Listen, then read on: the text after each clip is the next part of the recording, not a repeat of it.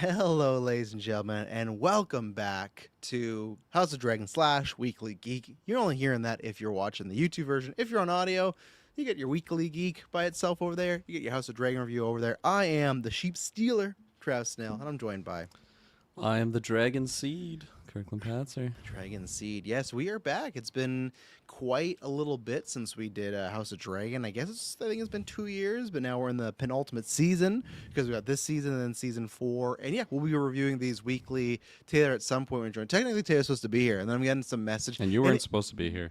No, I So wasn't. It's a little swapperoo. Yeah, and I like. Don't get me wrong. He was right in messaging me this way, but he just sends me a message at what was because I'm not locked in that we're reviewing House of Dragon again. So at 10:45, hang on, at 9:30. No, it's earlier than that. So I'm even tired. And for people that don't know, I was talking with Kirkland. We were out last night till about 1 a.m. doing some filming and It was whatnot. like 1:30, I think. It was pretty late. And then I got back. I'm like, okay, I'm gonna watch the slot, review it, be done. And then when I'm done all that, twins were sick, so I was up. The earliest I got was 3:30 a.m. sleep time. I don't even know if that's for sure. So I'm a little loopy, right? And then at 9:05 a.m., Taylor just messaged me and says, "Were you in house tonight?" That don't mean any sense. And I literally just said, "What the fuck this mean?" And then he had to say, and then he's like, "Oh, you're in House of Dragon."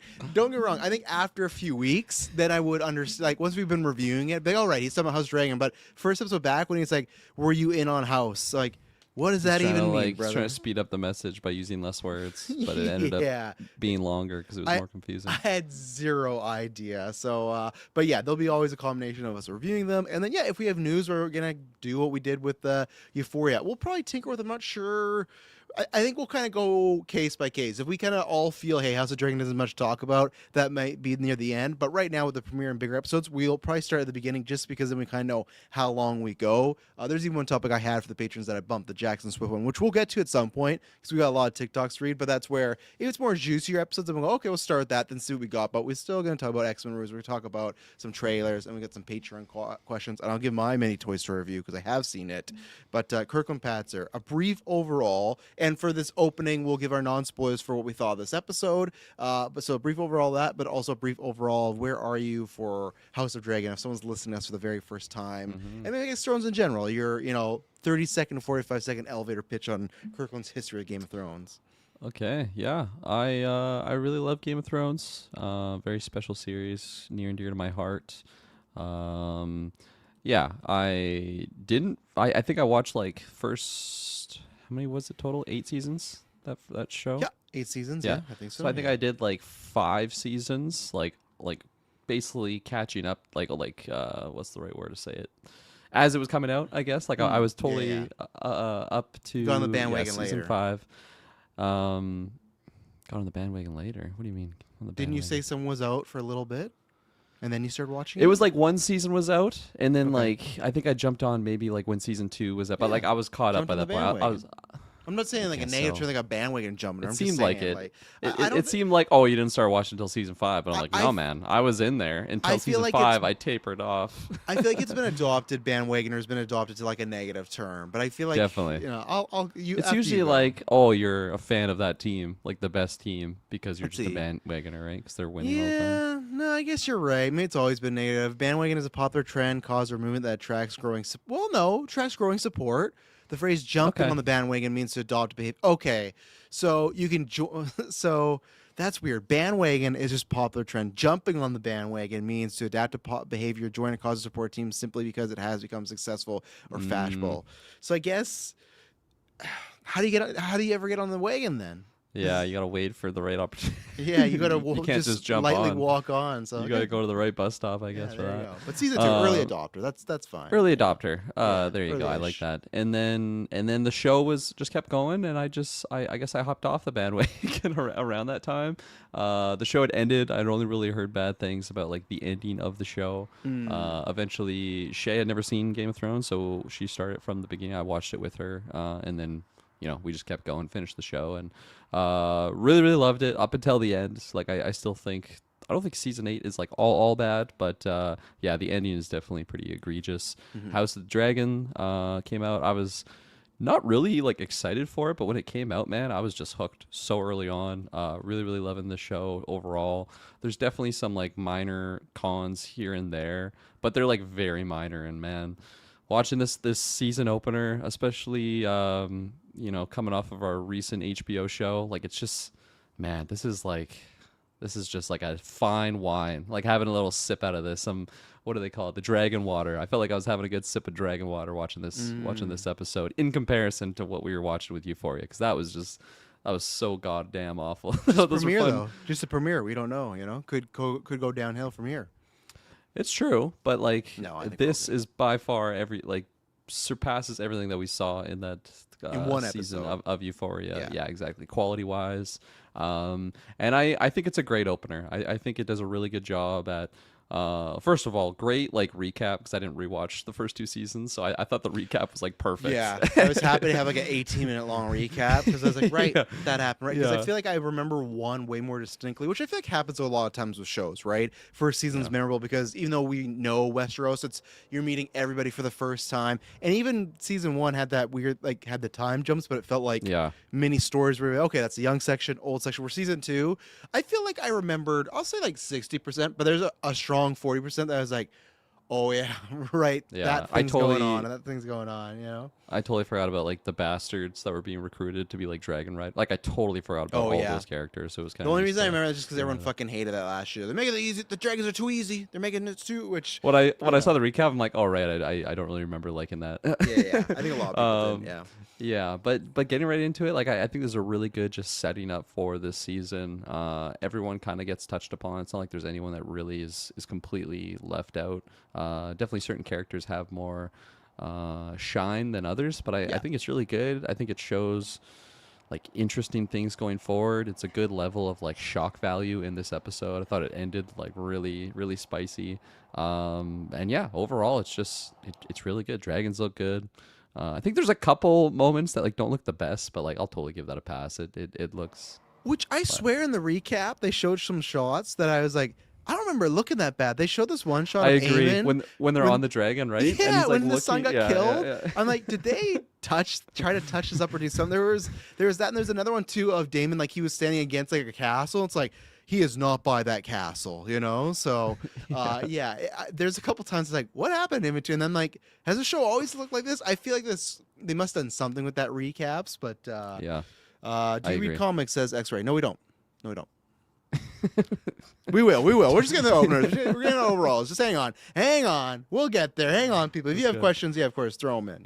But not every comment. But Not every comment, but no, I'm looking forward to next Sunday now, which is Yes. awesome. It's a fun feeling, when HBO is good Yeah. and we can be excited for a show. Like I am looking forward to next week's episode, and I thought the runtime like flew right by. Like it was because there's 72 minutes where 72 minutes of Euphoria felt like Yeah. a fucking saw trap. It's Yeah, like, and like I don't think they'll all be that. I'm assuming that's because of the Of course, recap. yeah. But still, it was good stuff, and I'm looking forward to next week for sure.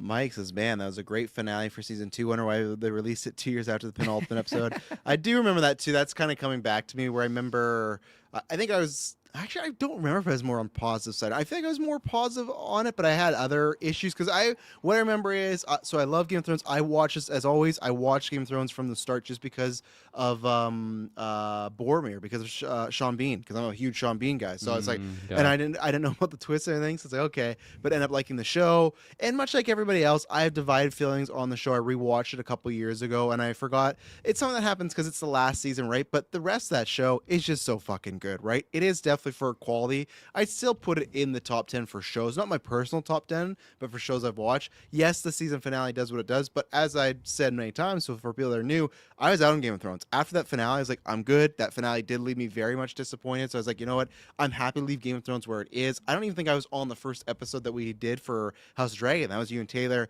and I Yeah. remember watching with Emily being like, you know what?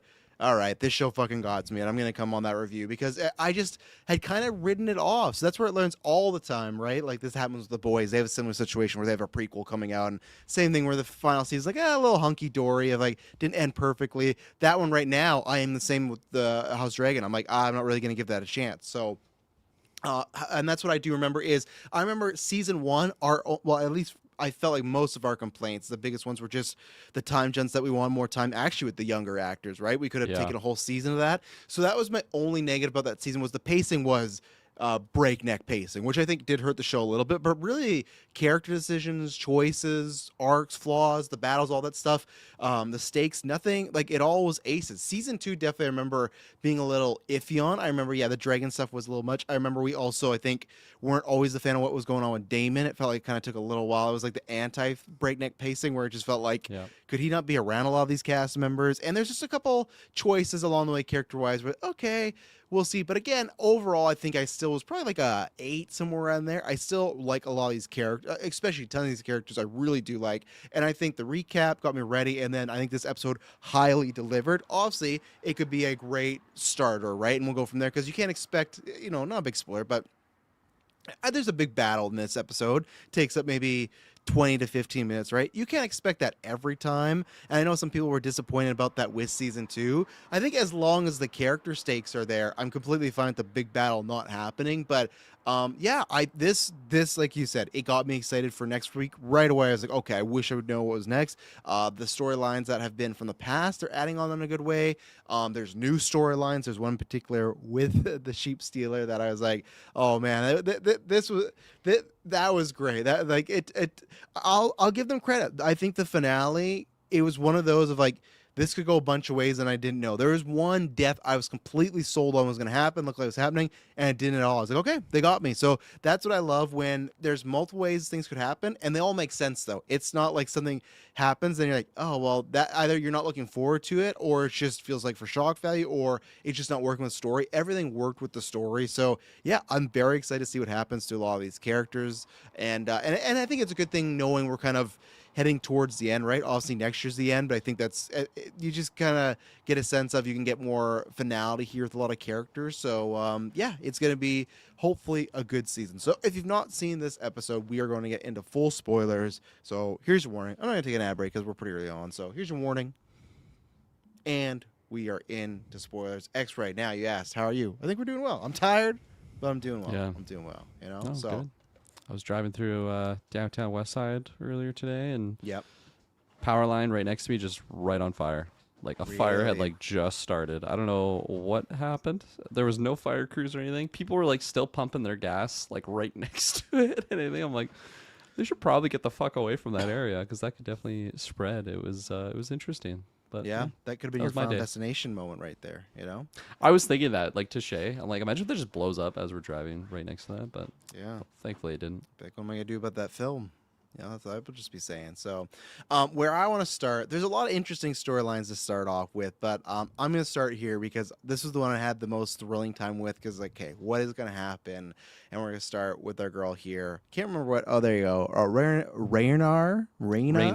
Raina, and I'm gonna. Here's one thing, too, people. If you're listening, I can't speak for Kirkland, but I think similarly. I think I'll read it in a second. I think similarly, I'm gonna miss up people's names in the show, and there's gonna be tons of people where I'm like, I can't remember who this fucking guy is or what he goes to. Like, there's one character that they introduce. I'm like, I don't know. I'm not a book reader. I'm not the big lore guy when it comes to Game of Thrones. I'm just an enjoyer of the weekly TV. But Rhaenyra Targaryen, I put up this quote where it says, the lights were brighter than expected. Because, man, what a story that was. And I fucking loved it. And you know what? Again, I still think last year when the bastards got the dragons and they just have them, was it a little easy? Absolutely. So this doesn't fix that. But I do like that kind of shows like, yeah, you do got to like, you can't just get this dragon and you're good to go, right? And that's where, at least with the bastards, maybe they had that moment like she did, right? She did tame it kind of in a way, like bonded with it, gone on its back, and then she landed and they went back out there. So maybe the argument can at least be, hey, those bastards did that and now they've been working with the dragon, they haven't been in battle. This is literally, I got it and I'm going right out there. It feels like in a video game when you unlock maybe one power or one weapon, you're like, in Elden Ring, like, oh, I can go in that area, and you still get fucked up because like, oh, actually, I was not ready. And I thought this was great because they last season talked about this dragon being out there and wild and it's big. She bonds with it, and then like, okay, we're gonna go there. And oh man, when she's flying over, she's taking people out. That's great. And then when it starts opening, when the sheep stalker or sheep stealer starts opening fire on its own people, I was like, oh, on the ships, yeah, on the ships and everything. And it's like, Oh no, and that's even before we get to the family stuff. But when that was all going on, man, I was on the edge of my seat because you just think you're making such Yeah. a difference in this battle, and now friendly fire, and both sides like, what's going on with this dragon? So I thought that was Yeah. a great chaotic element to add to that battle there. Yeah, I completely agree. I like the battle itself was fun and exciting, but like once the dragons show up, there was a lot of tension there with the bitch fist like taking down Jace, and then of course it's like holy fuck, he's gonna die right here, and then his lady comes in, saves him, which is like, oh okay, Yeah. I thought he was gonna die this episode. We'll get there. Yeah, and But I thought like it was gonna be Balor. I was wrong on that too, or whatever her name is. Is it Baylor or what? Oh, what's his yeah. wife? Yeah. Oh, we'll get there, but I thought it was her. I thought it gotta was pull up Balor, IMDb but- for Yeah, Bela. no, it's Bela. Bela. Okay, I was close. Yeah. That's close. Yeah. Yeah, you're very close. But so that was like a great like holy fuck, I'm on the edge of my seat here because I don't really know what's gonna happen next, which is a fun feeling to be having. And then yeah, of course when she comes in, it's so funny because she's like flying. And it's all like good, you know. She got her dragon. She got Sheep Stealer. Yeah. Okay, we got another dragon for Rhaenyra. This is all gonna be going good. She sees Dragonstone. Hell yeah, we're home, Yeah. baby. Let's go. And then it's just like to the left of the ships. And then she's like, "All right, let's fucking go. Let's go help out." It's like, oh man, like this She's is on the not dragon. gonna go. That was her on Oh, that man. dragon. But then really Yeah. the result was You're not one of my students, are you? that's what her whole family's gonna be saying when they get back to talk to Like, her. actually. You know? Yeah, You know, the 'cause- dragon and that's, trainers. and that's been a good thing with that character last 2 seasons. Because she didn't bond with a dragon, she's been very disheveled, right? They've just cast her off to the side, be like, "Hey, go watch your fucking kids. You're gonna go to that island. You're gonna be by yourself. Go watch them." So the whole time, she's kind of felt like very bottom of the totem pole for this family. So 100%. she's just, you understand the motivations of why she not only wants to help the family, Yeah. but kind of just prove her quality, right? And she's definitely, And- she's literally Faramir riding back to take whatever, what is it again? The White City. That's what Osgiliath. yeah, Yeah. that's what this was, but 10 times worse. Because at least Faramir wasn't killing his own people, you know? Yeah, exactly. No, I completely agree. I think the like of course us being like, you know, somewhat wiser, I think of like, man, what a terrible idea that is. Yeah, But like for day her one. character, it totally makes sense why she would want to be Absolutely. doing that. Like I'm Yeah. on a dragon, I'm basically immortal now. It obeys my like very simple calls. Why shouldn't it be able to target Stop, the enemies and not yield. the allies? Yeah, exactly. Because like There's no man, idea. Dragon's just been eating sheep, goes in there. Like he doesn't know the colors of like, oh, that's the sea snake's men, and then these are the bad Felt guys. an Like just owner for mowing down everyone. years or yeah, whatever. yeah, exactly. He's like a wild animal, you know? Yeah, he literally is. So of course it's just like, man, this is not going to go well, but it totally makes sense for her. And then just the terror that she's kind of realizing that moment. And then of course, like once she starts like facing down with her sister, like her sister doesn't see like the rider, right? Like at Yeah. least initially. So like of course you just assume it's like the high tower people, like those guys, like Aemond and Aegon's people. So I just thought it was such a perfect level of chaos. And yeah, with how it ended, it was a gut punch for sure. We'll get to the end. You know, we don't have to rush there right now, but I thought it was just a perfect sequence. And like of course now she just flies off. It's like, man, just can't wait for that follow-up episode. Right, it's kind of like after She should keep Rhaenyra's flying. yeah, and like I remember that from season 1 of House of the Dragon, like when those Yeah. moments would happen, whether it's like the son, you know, like Rhaenyra's sons, and I always forget them, like Aegon and those Yeah. guys just scrapping. It's like, man, I can't wait to see next week's follow-up episode. Rhaenyra's already so fucking pissed off. She's getting betrayed by her son, and now she's gonna find out her other son is just murked. And then Yeah. when she figures out more of the situation, at the end of the day, I'm like, I don't think Rhaenyra really would have been able to do that on her own, right? Like when I she think her gets dragon's bigger though, right? And I'd say she's probably a but better still like the harpoon, rider. like Yeah, but maybe like, if she's you don't have another experienced dragon- to move, right? Like You're- she's you're probably more right. trained rider, but there's a you could debate ride there, I too. think, for Yeah. sure. But like I'm glad it didn't just go the way of like, okay, they just showed up and it was just they were ill prepared. Like it actually kind of made sense of like, this is kind of a shitty situation. Yeah. And it's not like it would have been an easy win for her if just Rhaenyra went there. So it was a good level of just complexity to the situation. And I thought all of that was really, really juicy and good. Yeah, because it's a double, right? Because it's still Jace's, because you don't know how the battle's going to go, because then you can maybe argue, yes, Rhaenyra gets there, handles it easier, but at the same time, she doesn't know this other dragon's going to be there, right? Even if it's Aemon, she'd Yeah. be prepared for that. This dragon's completely off-kilter, gone.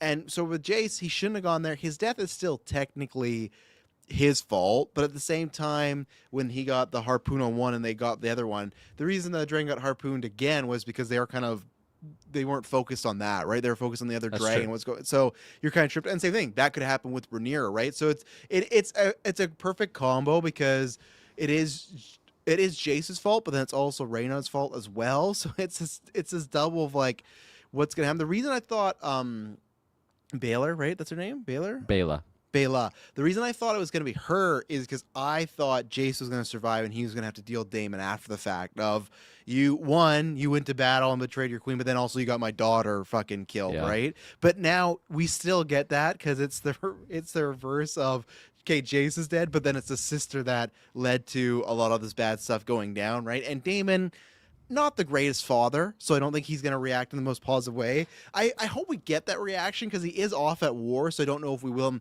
He hasn't interacted with those kids in a long time, right? Because that was one of our complaints that last season. They just shipped him off to that castle, and he was just there for so long, right? But my kind of hope is that Damon, they have some scene, and I just feel like he's gonna talk her down big time about you know, being a disgrace, a fucking idiot, yet or even if that's Rhaenyra, she could be doing that, right? I don't know because Bela's gonna be pissed, right, at her sister. and Rhaenyra should be pissed at her because she went as well, right? Like Jace made the pitch to her, which I just knew. Yep. I knew one of them was dead though. When he's like, we could be heroes, you and me. He's smiling. Yeah, I know. I was just chuckling. I was chuckling to myself. I'm like, man, this guy's so fucking dead. Yeah. Anytime someone's smiling, talking about like, we can make a difference. It's like, okay, and she's buying it. It's like, all right. I did think it was gonna be Bela. Honestly, I thought it was a good like switcheroo. Like initially when Jace's dragon gets harpooned, I was like, holy fuck, okay, he's going down here, this could be a gut punch. But then she saves him, and I'm like, okay, maybe it will be Bela here.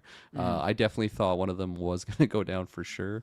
I'm glad it went the way that it did though. I personally, like, I'm not the biggest Jace fan at all. Shay was pretty devastated by that death for sure. She was very shocked, and she's like, Jace is one of my favorite characters, and I'm like, Jace has done nothing but just like bitch and complain like since season 1, right? Of like, you don't let me do anything, and he's just like crying and moaning.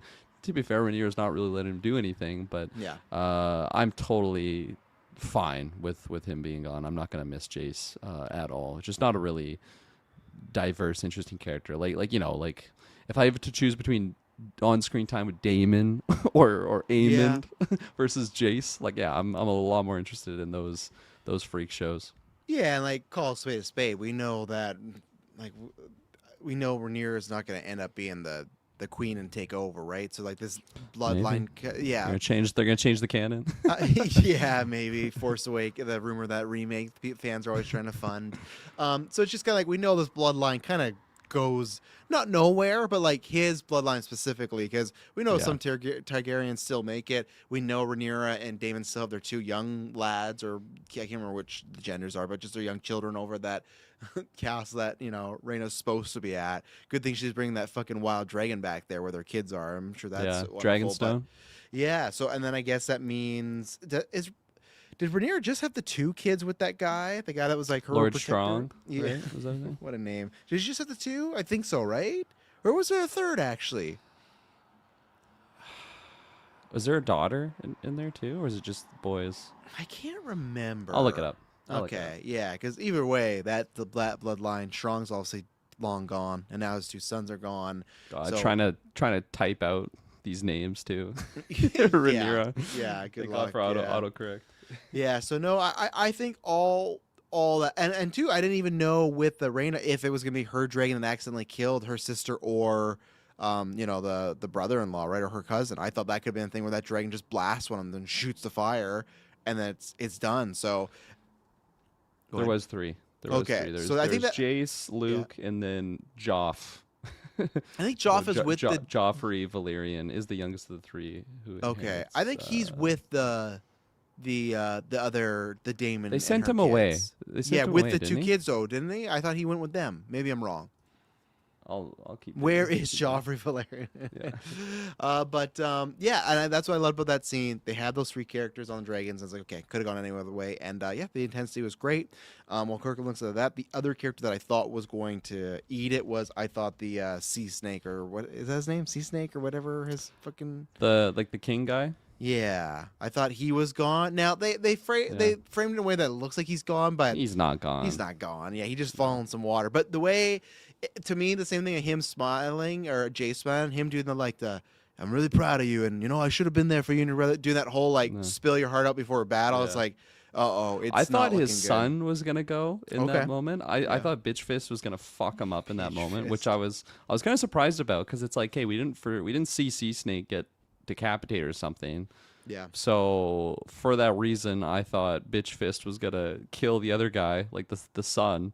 And like I was kind of getting interested in that character, and Yeah, me I'm really too. glad. I'm really glad that he didn't die in that moment, Yeah. and he just fucked her up. I was so shocked. I'm like, man, this guy's actually a badass. I didn't think she was gonna die there too. Like I like her Yeah. enough, and I thought that was gonna still go a little longer. So again, that had me on the ropes. We'll see what happens there. Very bold when the sea snake goes in the water. He's just yelling out "father" and stuff. So he's just obviously lots going on, lots of people dying. But that whole sequence from when they're going in the mountains with the water, and he takes, let me take over. That one guy's looking not coming. Let me just drive. I'll take it. And he's doing that, and then she's following them and realize, okay, the only way we can get through this is we gotta be lighter. So they're throwing a bunch of people, everything. A sidebar, because I thought that Lancer guy was dead. Whose fucking head? The one scene we got. I know. So I think they're like twins or something. Because I thought that was the same guy. Okay. Me too. I'll It looked double check, identical to but him. because one of them is like Lord of the Ships, and I think the other one's like the Lord of Coin Okay. or something. You can't and I double think check that's till the you guy. got the Joffrey update. You're trying to find I got Joffrey. it. You Okay. you kept talking. So Okay, sorry. he gets sent to the Vale of Arryn. Okay, Kind so of when he's- shit's getting started. I think that's after Luke gets fucked up. Okay. She's just nervous, and then Rhaena actually takes him away to the Vale of Arryn. Okay, so that's why that's where he is. that's why I'm conflating him being with the other two kids, because she's Yeah. just like the kid deliverer. So she's got one son now. yeah. Right, yeah. So because she had 5 children and she's down 2 now. So yeah, she's 5? down 2. What? Well, yeah, because I What's thought that? her. Well, she had 3 boys are strong. And I think her and Damon Yeah. have 2 kids. It says she Remember? has 6 total. Oh shit! Where's the So, 6th one? there's a third. Congratulations, get some balloons there, Rhaenyra. Jesus, was there more than that, or is there another one coming? They are twins. Okay, Mike helping with the Lancers. Okay, that's definitely a fact that I had forgotten. So that fucked me up so much when his. I head know. I rolls was so over. confused, and then he's just like with the ship lady. I'm like, what the fuck just happened? Like, whose Yeah. head was that? That yeah, I Yeah, thought the same thing. And then I looked at Emma. I'm like, man, that sucks for that actor. Like, you're in season 1, season 2, and you message your agent. You're like, hey, how much screen time I got? And the agent's just like, oh, don't worry, your head's gonna roll when you see this scene. And like, I'm like, that's it for this guy. And okay, so I'll happily report back to Emily, because I was very confused. And then me and Emily are like, oh, maybe it's like a time jump thing. Like they showed us stuff that happened, and it's gonna be like yeah. how we get there. But then as it went on, we're like, no other scenes are like that. So yeah, Yeah. that's stuff where. Same actor, just different Yeah. character. Okay, so that's So- good to know there. But go ahead. Little update here. So yeah, 6 total children. The 6th was Rhaenyra's only daughter, and she dies in childbirth. So there Okay, you go. well. not really. It's not really 6. Of but course, a child, of course, but I'm Yeah. just in the context of the show. So yeah, even then, I guess still lost 3 out of her 6 children. So it's terrible times for Rhaenyra. And those other ones aren't born yet in this timeline, right? No, they're born. Damon and her have a couple kids, I thought. Now, Oh, okay. because that's Yeah, who I I forgot thought. about that Raina detail. was just there watching them. She's just babysitting them. That's her I gig. see. Okay. Yeah. And they that's didn't where have the- that in the recap, so I forgot that No, detail. because those kids are like, Apologies, nothing's happening with apologies. those kids. Yeah. Yeah, so we're going back to that chick that she decides, okay, we got to be less weight. She throws out the Lancer, all his men, and that moment when the ship crashes in, because at first I'm like, all right, well, you guys have, like, I know the ship's fast, but it's like, you guys have the lead way, you know they're coming, you're shooting arrows, what's gonna happen? But then when they go and they show like the tip of that ship with like the big hooker sword, I'm Oh, like, yeah, oh, big that's hull what they're breaker. worried about. Yeah, that's what they're worried about, and it crashes. Man, what a battle. There's one shot when they just show the floor of the ship and it's covered in blood and people are slipping on it. Oh my goodness, this was great. The intensity, like I said, the stakes. I did not know who was going. I thought the main guy was going. Again, right now they say he's dead, but I doubt that. But I thought for sure he was a goner, especially when they like squared off. I'm like, like, no, don't fight her, man. It's not gonna go well for you. I Yeah. don't like your odds, but He was you know, doing well. He was fucking her Yeah. up. yeah. And I like his son too kept landing back in that same like watery spot in the middle. Yeah, I It know. was he was like in there like his twice. His yeah. little realm. Where did we used to go in COD that they took construction, right? That was his construction. Like Yeah. anytime he's under fire, he's just like, Yeah, that's his comfort zone. yeah. I mean, it's good. He survived. It's worked out well. Yeah, 100% win rate in there. They're That's like, so how are we gonna funny. take out aim? And he's like, I got a place. We just gotta crash some ships right there. But yeah, I thought that battle was tremendous all around. That ship battle. Yeah, no, 100%. I thought the even just the lead up, like when they're going through the little crack, I thought that was a good level of intensity when they're being chased. I found it so funny when it goes, yeah, I'll just call her Bitch Fist because that's her nickname, but I can't remember what her actual name was. But it like goes to her perspective. She like looks over at her like following ships. The one's just like capsizing. The Yeah. other one's just getting like crushed. It's like, oh man, bad situation to be in. But she made it through. She's capable, which I assumed was going to be the case. I didn't think she was just going to die to the rocks. But yeah, all that was a really good build up. I like the moment when he comes out and he sees like his like home base basically just on fire.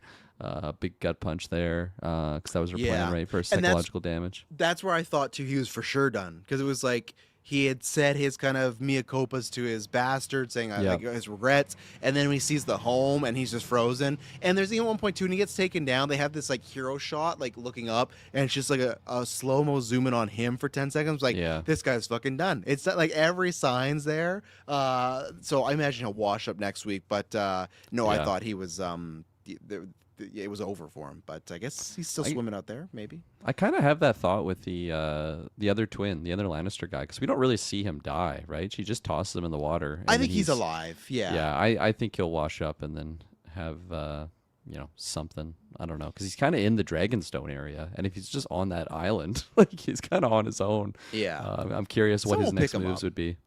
Man, this is what I love. It's just like Game of Thrones times. I love when you get great memes. Chase Valerian battle gauntlet, 0 points, 0 rebounds, 0 assists, 0 blogs, 0 I'm sure he got steals, some kills. 28 minutes. Come on, Yeah, he don't do my probably boy did, like that.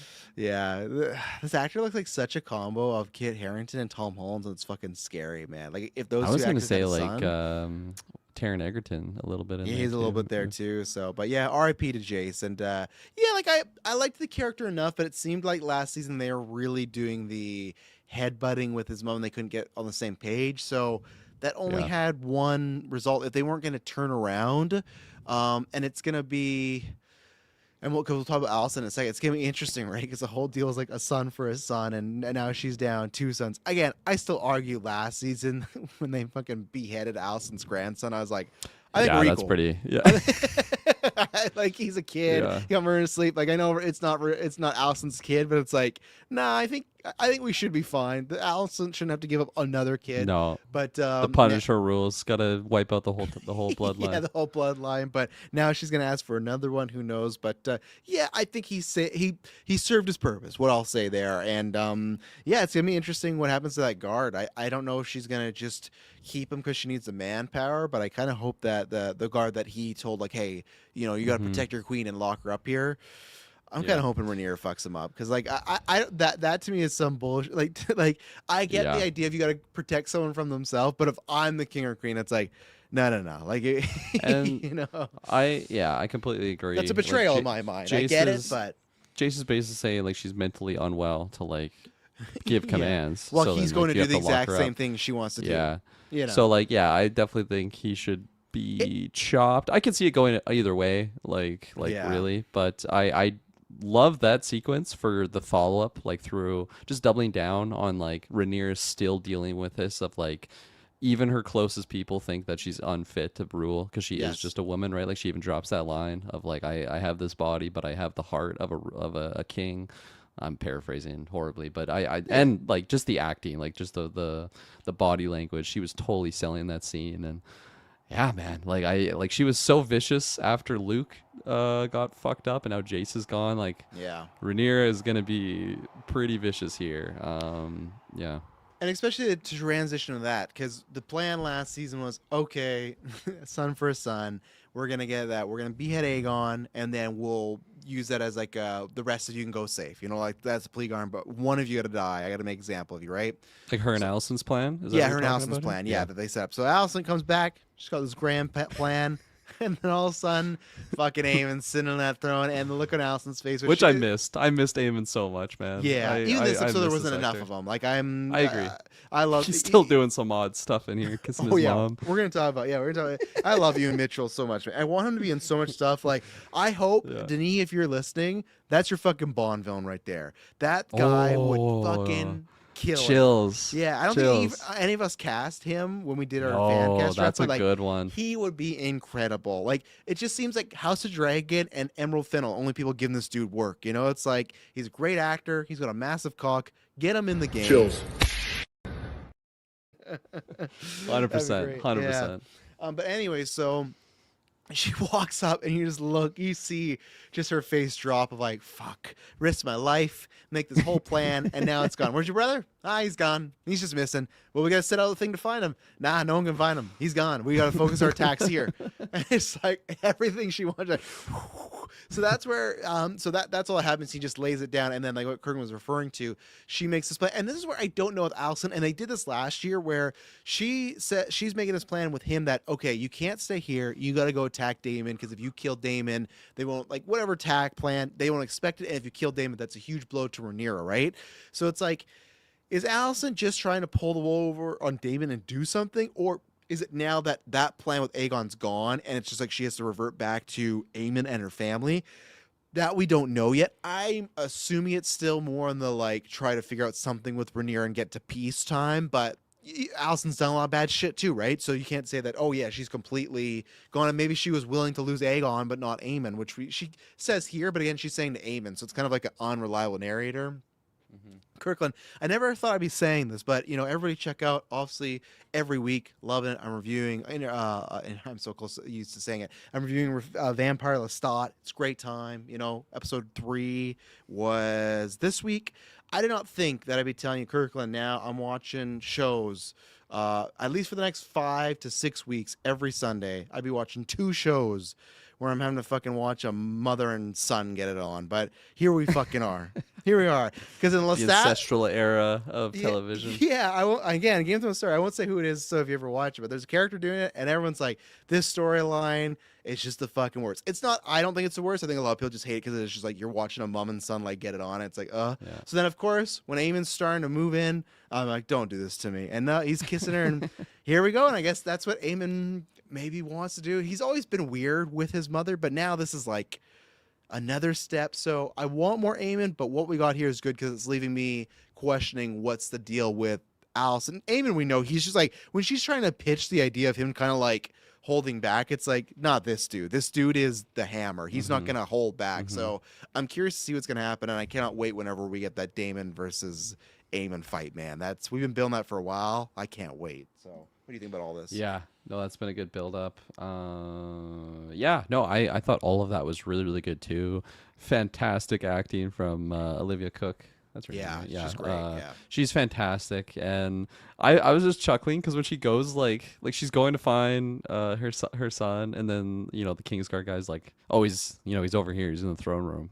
And she's like, what? Like why? Goes in there and he's just like sitting in the throne, and then it's so funny like just their back and forth. There's a couple shots that it just goes to her, and yeah, when they literally. tell that Aemon's there, yeah, she's just But like more Antonio- scared, I feel like, Yes, than yes. like that's like more stern and intense. Like she's just totally shocked, and it goes to her, and then it goes to him. He says a line, it goes to her, and she still doesn't say anything, and she just has like the same, just completely like dumbfounded look to her. It was so funny, but I thought she really just lifted up all of these scenes though of just her Oh, yeah. reaction to the situation, because it's like, hey, we have this plan that is so like already on a razor's edge, it's such a narrow window for this to work, but not only is Aemon let me just confirm I'm saying these names right, Aemon, Yeah, he's not only unique, is yeah, he not only is he not where she thinks he should be, like saving her lover, right, Cole, yeah. the Hand of the King, and her brother who's there, like that Yes. was the whole plan.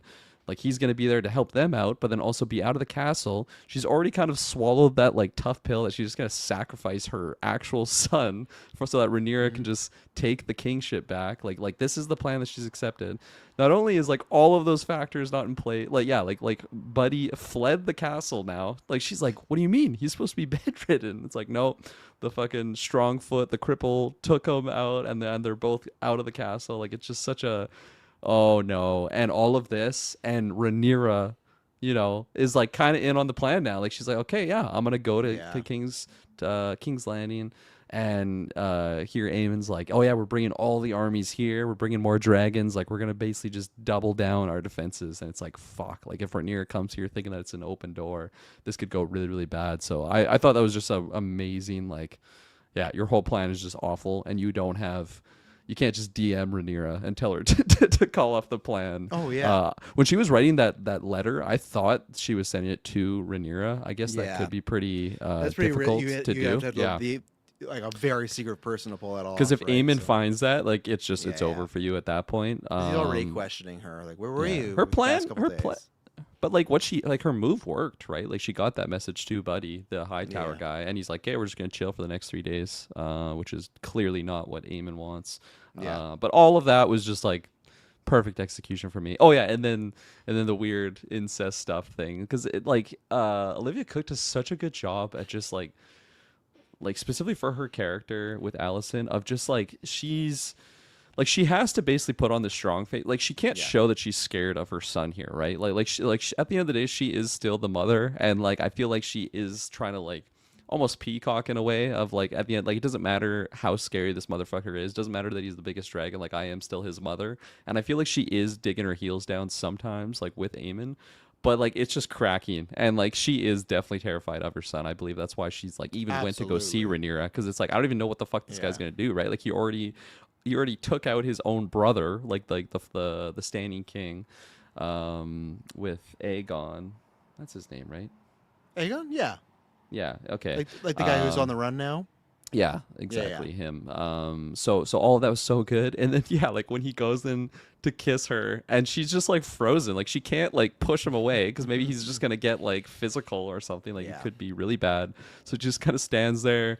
She kind of smiles at him, and then like as soon as he leaves, she's just like instantly tearing up in her eye, like just perfect. Like there's not even really lines from her in that moment, but just perfect acting. And I miss her. She's so good.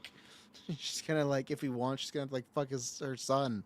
Like there's that could have been the reality of that situation, right? But it still might be, and there's not much she can do about it because Aemon is like that's her role now.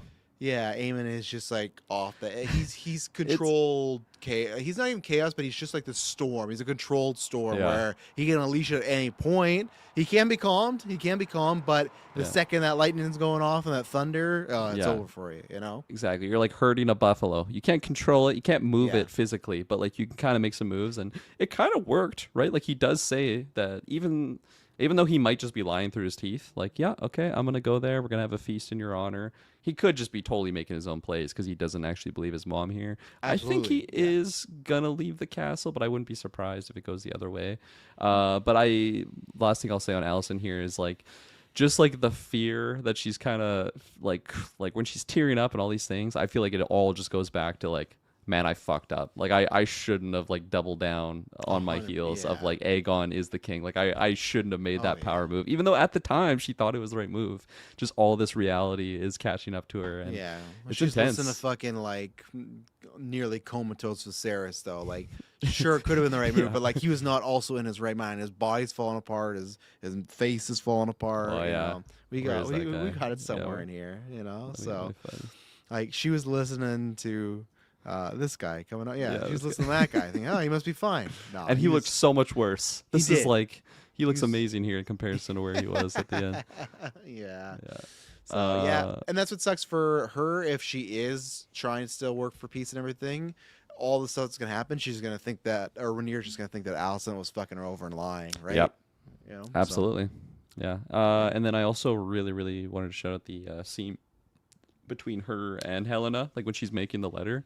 And Helena's just kind of telling her like he's just terrified right now. Like he never had fear, but now the reality of the situation is like Rhaenyra will fuck up, Aegon, or sorry, Aemon. Yeah, yeah. Like with all these new dragons that she has. He's so many. He's so outnumbered. Like Yeah, it's like completely it's, at outnumbered. least it was at 1.6. They didn't even know what they were on, but it was her, Bela, Jace, the bastards. No, it was actually 7. It was 7 dragons Yeah. versus the one, which obviously Aemon has the dragon, right? Like the big one. But And now the Northerners, right, signing Yes, up with yeah. Daemon, and Daemon has already like accumulated all these other people that he has swore fealty to Rhaenyra. So yeah, some big plays are happening here. But just all of those scenes with Alicent were fantastic.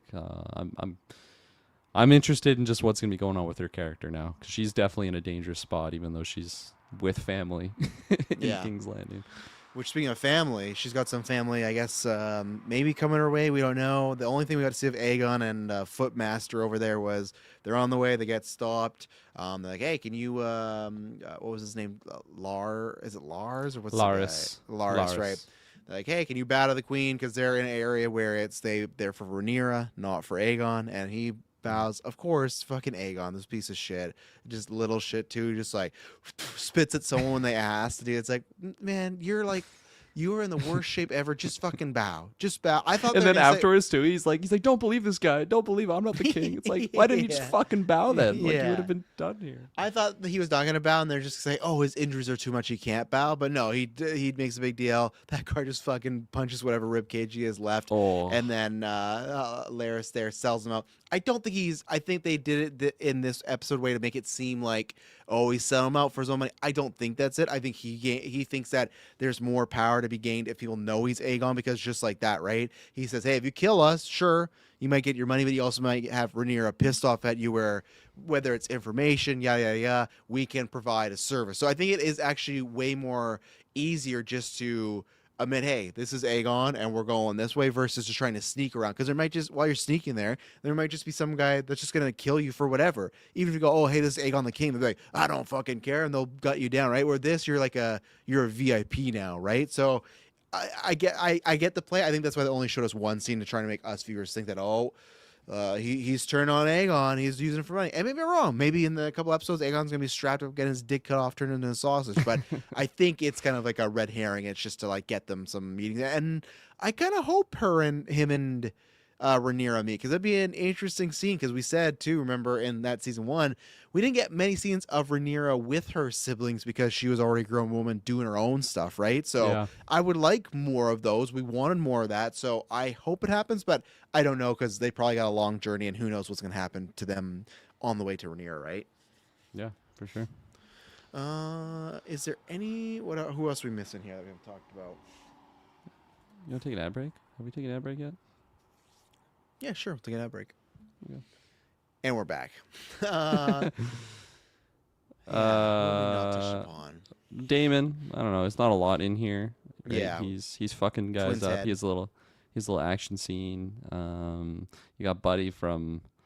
I never know this guy's name, but he's just a wild looking character, and he's such a good cast like for this type of He's a project. good character actor, yeah. Chibs from Sons of Anarchy, you know. Yeah, there you go. So these guys aren't Starks, right? They're just Northerners. I can't remember I what think so. faction. Yeah, I don't think they're okay. Starks. Yeah, I Yeah. don't think so. I think that we only met that one Stark that Jace talked to Right. in that yeah. recap they showed, right? Yeah, no, for Yeah. sure. But yeah, I mean, I'm hoping Damon gets closer to the front lines now. He's Yeah. doing his own little side questing. I guess he does have a goal to meet up with Rhaenyra and team.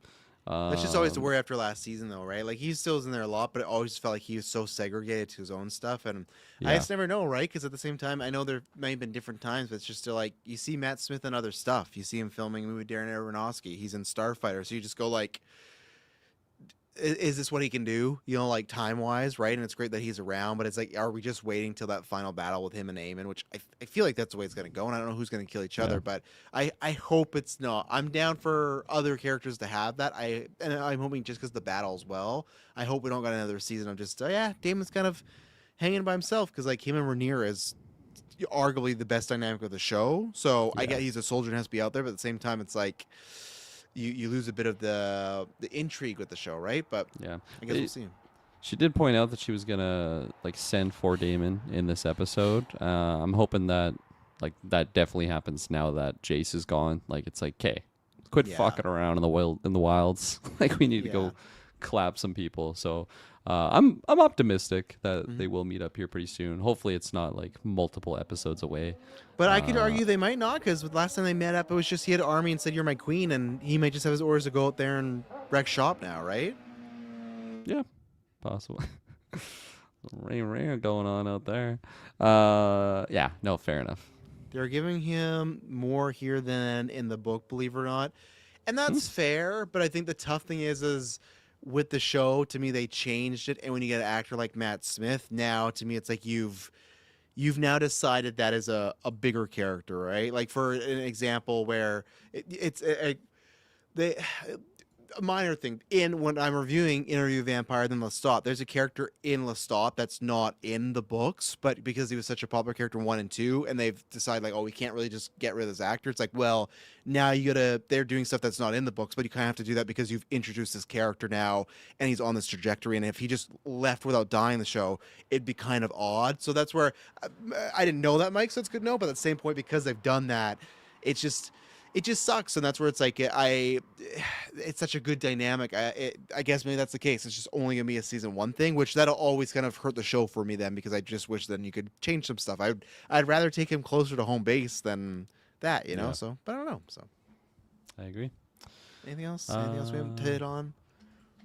For thought there was another character. Let me pull up the IMDb to remind myself. Yeah, I'm just trying to think. We got an update. We had like Cole had one scene where he just was like, "We're all gonna be savages by the end of it." That's fine. We met the other Alicent, the other Targaryen, who, funny enough, I learned because I thought he was the main soldier guy. He wasn't. He's the guy in the background, like kind of sniveling. Do you know what I'm talking about here? No. Oh, let's see. I'll bring it up because the other thing that's interesting is he's he's apparently playing Link in Legend of Zelda, so you got that going on. So hang on one second here. Oh, can I find? No Otto in here. Yeah, I don't Is know Otto where still Otto alive? is. Yeah. He's still I think alive. so. Yeah. He's still alive. He's out there Okay. somewhere. Okay, hang on. I got it somewhere here.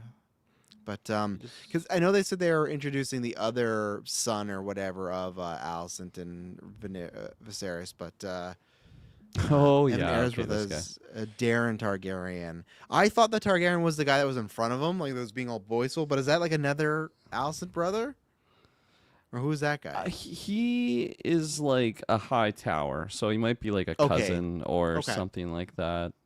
Definitely, yeah, this he's is like the- snorting something. Yeah, I don't know what type of disease that guy has, but Yeah. But yeah, this is the one that they've been like. Okay. I know, like he's in the books, but people are like, yeah, he's never been in there. But hey, good for him. He's in House Dragon, then he's gonna be linked next Attaboy. year. So hopefully Wearing does a green. good job. So yeah, sure. big high tower branding. So A character I forgot about until the recap, which is a very interesting character. I hope there's some sauce and gasoline with this character going forward, is the White Worm, Massaria. Rhaenyra's kind of like side piece right character. Yeah. Well, they only She's kissed like an so advisor. far. I don't think anything more has happened yet. Yeah. Yeah, so I like that character, so I hope she's got some good juice and not just like a completely back burner character this season. Yeah. No, I agree as well. I imagine with Daemon gone, maybe they will get closer, especially after the loss of the child. She's going to be there in a time where Daemon can't, right? So she's going to support her there. So yeah, that was an interesting dynamic last year, and I'm interested to see more of it as we go along. Yeah. So, like, what do you think Strongfoot's plan kind of is here? Like, it seems like he wants to kind of see the queen. Yeah. Like, what's he trying to do? Like, I can work for the queen now? Like, just play both sides? Or is this like a long con game? Like, he's still kind of loyal to Alicent and team? I don't really think so, but I don't know, because like obviously it's like a comparison people make all the time, but it feels very similar to Littlefinger, right? Where he kind of went where the wind Yes. blew. So, I still feel like I don't know, because Aegon made him the hand, so maybe he might just be more. He might be more in Aegon's camp, in my opinion, even more than Alicent, right? Because he knows that Alicent is like kind of annoyed with him, right? Like he's a fucking creeper and whatnot. So, Yeah.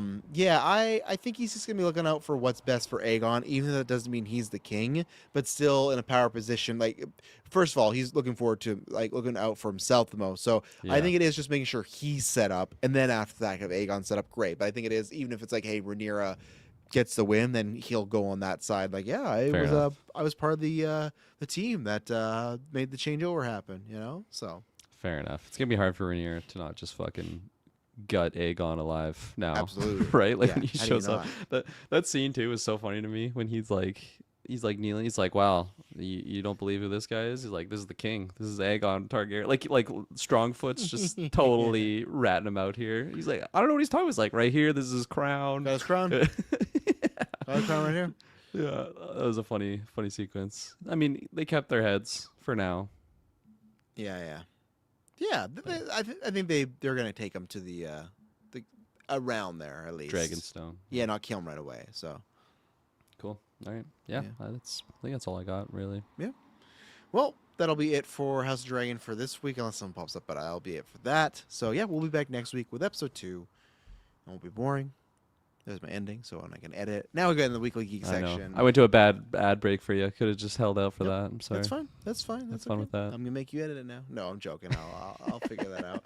But yeah, we got some X-Men rumors to talk about. We got some trailers to talk about. We got some movies that have been confirmed. Then we got some Patreon questions and what we've been watching. If we have some there, if we don't, then I'm just gonna show my Toy Story 5 thoughts. But all right, I'm gonna hit. So I don't know if you know. Funny enough, I guess we could start here because it's most maybe fresh in your mind. If I were to say the name Wagner Moura, would you know who that is? Yes, because I watched Narcos and Perfect. he was Pablo Escobar and he was great casting. Okay. Really good casting there. And he was also in that trailer we're going to talk about later, The Last House. Yeah. Yeah. So supposedly right now, and we don't know what's going to happen. So there was rumors that he was in talks for the Bond villain, and there's also rumors that he was in talks for the X-Men villain. He has been cast in that Ocean's prequel that we were talking about. Everyone check out our in-person cast is early on Patreon. It's going to release later on the public, but if you want right now, it's early ad-free other than Supergirl predictions. But he was cast on Ocean's prequel, so I don't know if this is still going to be on the line of happenings because he could be busy with that, but who knows. But right now he is rumored to be Sebastian Shaw. Do you remember who Sebastian Shaw is? Yes, he leads kind of the what are they Midnight called? Suns, the Fire Midnight Club? Hellfire Club. Hellfire Club. Yeah. The Midnight Club. That's something Midnight else. Club. Yeah. Submitted for the approval, and yeah. So obviously he is in your famous arc for. He might even be. Is he in the photo with? That's him right there. Is that him? That's Okay, him. That's Emma funny. Frost on Down thing. He's in your Good one, famous I'm down. Dark Phoenix arc, and then he's also, if you don't recall, Kevin Bacon played him in Yeah. X-Men First Class. Yeah, So that's where I remember from. yeah, how would you feel about that as a casting? And then I have a follow up, unless you divert there. But how would you feel as a casting? I don't mind. I think it's fine. Like I don't have deep cut knowledge with the character beyond like seeing him in X-Men, the live action movie, and then the series. But I think it's fine. It doesn't seem like anything crazy to me. Yeah. Are you fine with the character Sebastian Shaw? Being like the main for this, is that kind of? I don't think it's the main because I have a rumor who the other villain is, so I think he'd just be around. Here's, I guess, the best way I can say it, and this is, I think everybody's kind of over it. We need some time before it, but that name Sebastian Shaw, does that worry you? Like any seeds planted towards Phoenix, Jean, that type of stuff? I don't think it's gonna be the first movie, but obviously that character Hellfire Club is linked in with that storyline, right? So to me, is this just like, hey, we're gonna set up Sebastian Shaw, he's gonna be there, and then we can come back to him, or is it already we're like, hey, when we end this trilogy, we're doing the Phoenix Force, which like I know the trilogy might be like 2035. That still might be too soon, folks, to get back to the Phoenix saga, you know? So that's my only thing of like the headlights went up for me, like, oh, Sebastian Shaw already. Like, I don't know. That's fair. Yeah. That's a fair concern there. A little yellow or red flag, whatever color you want to don it for now. But for me personally, like, yes, anytime we're getting the Phoenix saga, I think that's too soon. I'm not a fan of that saga, and I won't be until it's done like really good. And then I'm like, man, they did it. Okay, I'm convinced now. And you even you did Kirkland did even like in the animated form, which people argue is its best adapted form. So yeah, exactly. I haven't done the comics. Maybe the comics is that much better, but who One knows? day, yeah. One day. For me personally, no. I don't know. I think like they don't really do that in Kevin Bacon's version, Nope, right? they didn't. No, Yeah. and that was just a set which they could. This came out. The other rumors that they didn't specify, but another scooper just said that, which is wild to me if it does happen, that Sweeney is still in talks for a role. The idea is Emma Frost, so you could use just Classic him. Blonde character. Yeah. But you could use him. Maybe it's less so a Jean Grey thing, and it's more to set up her as Emma Frost, right? In that situation, I don't know why. Like, I guess all we have is Sadie Sink right now, and I have some rumors for you for the other people. I just feel like all the names we've heard, like not actually, like we've heard, there's still lower tier rumors. I think the highest we've gotten is like a B tier. One of these is a B tier, but no one S tier, no one in talks. And let's say Sadie Sink is a certain, mutant. They're all actors that, like, even Sadie Sink, like I'm sure she's, how did I say this? The word is Jean Grey is the lead of that project, right? So it makes sense. She's a bigger star. You pay out for her. But most of the names we've been hearing, the names will hit you with, there's no one that's like, oh, that's going to break the bank.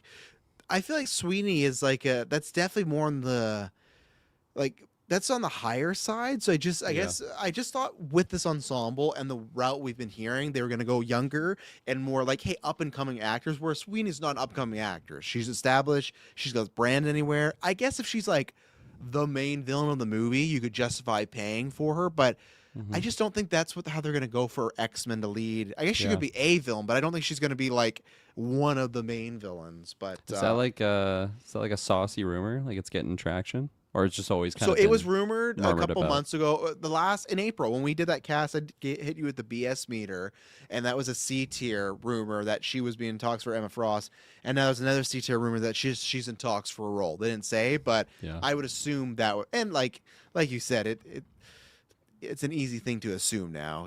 Like it's like character that's blonde, known for her looks, that's wearing outlandish outfits that like highlights her cleavage, which I don't know if they'll go that far in the MCU, but and again, I think she could actually be good in that role. Emma Frost can be a complicated character, but maybe that's the idea with Shaw is, okay, we want just to enter the Hellfire Club instead of and Frost and not Phoenix, which I'll definitely take. Yeah.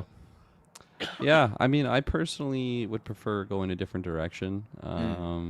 I mean, we've spoken about it so many times in the past. I agree with your statement there. Like Sydney Sweeney, I think her quality of an actor is like totally tied to the project and like the script. So I shouldn't just like write her off right away. But I don't know. Just give me someone new. That's kind of where I'm at right now. I kind of want to see a different angle to it than because I feel like we get Sydney Sweeney in there. I was really hyped when we got the, I know it wasn't Julia Cornwall version for Madam Web. But man, when that casting happened, I'm like, fuck, this was my dream casting. Like, let's get seen. I think that was like around Euphoria season 1, season 2 time probably. Yeah. So I was like, man, like this actress is just phenomenal. She's got the blonde hair. She's a beautiful looking woman. So like, yeah, let's get her in this character that's just so niche that I definitely want to see adapted on the live action version.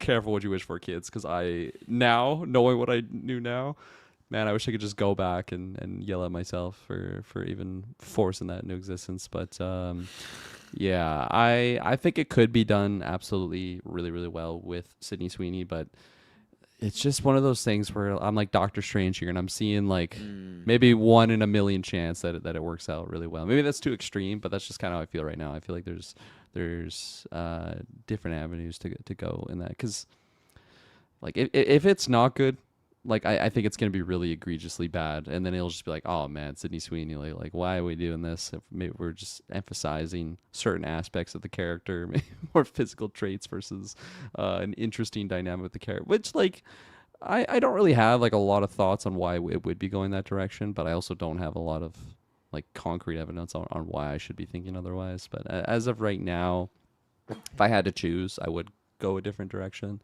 I do want to get Emma Frost. Like I really hope that is solid. Because every version of the character that I've seen her in, it just seems like we're scratching the surface on like what her character really. Because you keep telling me it's like, at one point she's like leading the X-Men or like in those roles. X-Men. Yeah, Xavier leads her the X-Men. And like, yeah, like that's crazy. So like for what I've seen of her, especially in like the Kevin Bacon movie, I'm like, No, this character yeah. leads the X-Men. Like she's such like a C tier like henchman villain in that movie. Yeah. So I do want to really become to the point where I'm like, man, like she is a very, very powerful like telekinesis type character. Yeah. And I still think that's the route to go because I keep saying that I don't think they'll do Jean, Scott, Logan love dynamic because they've done that before. The other trio in the book is Emma, Scott, and Jean, right? To me, that'd be the way. And I don't know. I don't know how I feel about that. Like Just Emma and Jean. That's what we're going here. yeah, we're gonna. Sorry, we're out of there. I don't know how I feel. It's not this bad. I'm just trying to imagine the scenes with Sadie Sink versus Sweeney, right? Like I'm just trying to get that in my head. And I'm not gonna lie, that could be an interesting pairing there. I think for me, I also just need like, and it's a no duh. I really need to see who we get for Scott, right? That's gonna be a big. That's gonna be a big deal. And maybe they get someone that I don't even know, so then we wouldn't even know. But I think that'd be a big deal to see what's gonna happen with it, and we'll go from there. So You know, what just popped in my head actually. I haven't seen her in a lot of things, but I feel like she's just popping off right now in just projects that she's in. I feel like McKenna Grace could actually be a really interesting Emma Frost pick because she's young. I think she's she might like be quite a too bit young, younger. though. Like similar to Sadie Sink. No, I'll pull up their ages. I feel like similar range. Sadie Sink's like I think mid-20s, right? But no. 24. Here, walk it back though. But Jean Grey's not like an overly sexualized character, is what I'm saying. I'm not saying you can't be overly like. Okay, how do I if I speak? What are you saying here? What are you saying here? Many people, when they're legal age, of course, they're gonna pose, do all this stuff, etc. Right? I'm saying from the Disney sphere, if they go, hey, we're gonna have Emma Frost. Maybe we're not gonna go too hard, but we're gonna spice her up a little bit. That could be a reason why, hey, Sweeney will fucking do that. She doesn't care, right? And people aren't. Yeah. It's not gonna be like, oh, you're doing that. I don't think they're gonna take 19-year-old McKenna Grace and be like, hey, you're gonna be strapped to this. You're gonna do that. Now, don't get me wrong. If they're not doing that with Emma Frost. If they're not doing that with Emma Frost and it's just her characteristics and they take the sexual stuff out, that's fine. And to me, I don't think there's anything wrong. It's like with Harley Quinn or Poison Ivy. Those characters should have sexual things to them. That's a part of their character. Just like, again, I keep talking about, I'm just not trying to cheap plug myself. The vampire Lestat as a character, he's a super sexual character. If you took that away from him, you're missing a bit of that character. So for me, that's where with Frost, I don't think it's so sexual, but it's her look and it's her demeanor. I can see why Emma Frost is that. My pick for that, and actually I think Sweeney would be still good. My pick, and it's not just because I'm trying to see in those outfits, but is Elle Fanning lately. I had seen someone else fan cast that, and I went, oh, I really like that because she has that personality, but also coldness you can get to her. I think she's around Sweeney's age. I feel like 28. Yeah, so they're both almost 30 and stuff. So we'll see. But again, that just depends on the version. Then they might not do that, right? It might just be, hey, you're gonna be Emma Frost and you're gonna be a student X, Y, and Z. Who knows? So we'll go from there. This popped up again, so this character is definitely, which we kind of figure, but this character is definitely in the movie, is Beast. So this guy, I'm not sure if you've seen him in anything, is Charles Melton. Have you seen Charles Melton in anything? Let me pull up his face. The name isn't familiar. I don't think you have, other than he was, I think, in a couple episodes of Riverdale before he got recast. Oh, yeah. He was the original, whatever that character's name was. I can't remember. You're right, because they recasted him. They did recast him, yeah. I can't remember. But yeah, I do. I've only seen him in Riverdale, and he's in the new season of Beef, right? He is, and this is where I do really want to watch. Me too. You haven't seen it yet? No, I'm so far behind. So season 1 and season 2, they're not attached. It's an anthology, so you're good to Okay. Have you not watched season 1 though? No, I haven't seen season 1. No. You should still start with season 1 is amazing television. Yeah, okay. Where I pretty much if anyone I've talked to about Beef 2 is it's good, but nowhere near the heights of 1. Even though I like all those actors, like Kaylee Spaney. Kaylee Spaney, yeah. Yeah. I think the only person that said it's better than 1 is my mom. So that's there you go. Okay. There you red go. Flag. So, yeah, that's a red flag right there. Remember our one battle after another conversation, so so I said this in the Discord, and I guess the reason I can believe he's in talks, just what's strange to me is he was let's see, Espo says I don't watch much TV, but Beef was 5 stars for me season 1, so there you go. And then he's Oscar what about season 2, S-Bubs? I don't think he's watching. I don't think he is, even though Oscar Isaac's in there. But he's Oscar caliber in May December. He is, and that's my thing of. So he's in May December. He didn't get or I think he got nominated, but that's like an Oscar type of movie where he plays. It's a thing where he marries like a much older woman, but it's to the point of like, was she taking advantage of him like when he was like she like babysat him like that type of shit, and it's like a weird and it's like a not like a teen babysitting a kid. It's like an adult babysitting a kid, and then they end up married one day, and it's like. This is kind of, and it's Julianne Moore, actually. There you go, Kirkland. She's the woman that marries him. So it's this big character. Natalie Portman in there too. Yeah, she's like the investigator or like the reporter, and she's doing a story on her. And it's this, and he's like he had this bad, situation with his family. But either way, he's great in that, right? And then the next year he does Warframe or Warfare. Warfare. Yeah, Warfare. A24. I haven't seen it because I'm just kind of over war movies. Like it takes me. I need like Nolan to direct it. Right? I'll take Space Wars. I'll take comic book wars, but actual war movies. I'm good. We're good here. But he's in that. That got acclaim, and then he was in Beef season 2, which that makes sense. And then he's in. I'm not sure if you've seen this. The Daniels next movie. The Daniels are the duo that directed Everything Everywhere All at Once. So their follow-up movie, they cast a bunch of people last week. So Matt Damon's in it. They got Sandra Oh, she's incredible, and then they got Charles Melton. All his moves right now are not the X-Men MCU stuff. Like, and don't get me wrong, maybe there's a situation where the agent's just like, hey, you'll get the bag if you do this type of role. And like, I also get it too in certain roles, but with Beast, it's like the guy, Peter Claffey, right? And the sources say that guy still talk, that guy from Seven Kingdoms.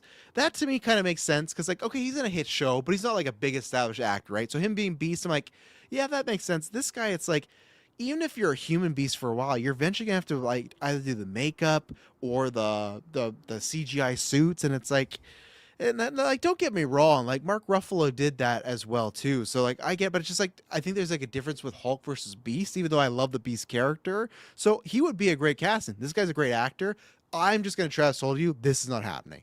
This is not happening unless for some reason, just like the Emma Frost thing, if Beast is like the second lead of this movie. If it's like, hey, the main character of this movie is Jean Grey and Beast, then I go, okay, then I understand. But most iterations, like Beast might get like a solo episode, but he's never like the most important X-Men all the time, right? He's always like 5th or 6th down the line. He's the friendly, very mild mannered but clever and charming guy that you go to talk to that has some science shit for you, right? He's never like fighting Magneto on the top of Empire State Building, going toe to toe with him, right? So, so you got that. I know you haven't seen him much, so you can't put there, but I won't put my thoughts on that. And then, so here's the two newest ones. These are interesting. So we've heard this for a couple years now, and now that there's some casting around, I think they're gonna lock it in. So Mr. Sinister, that's who's up to bat. So it sounds like that's going to be happening.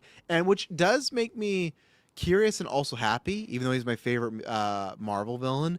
We've heard like Emma Frost rumors, Shaw rumors, Sinister rumors. What rumors have you not heard, Kirkland? Apocalypse? No, close. One more. Victor Von Doom. No, we know Danny's playing him. Okay, Danny's sorry. X-Men Late villain. night for me too. X-Men villain. Magneto? Yeah, Magneto. We've heard Zippo about Magneto. I got there. It was tough, but I got there.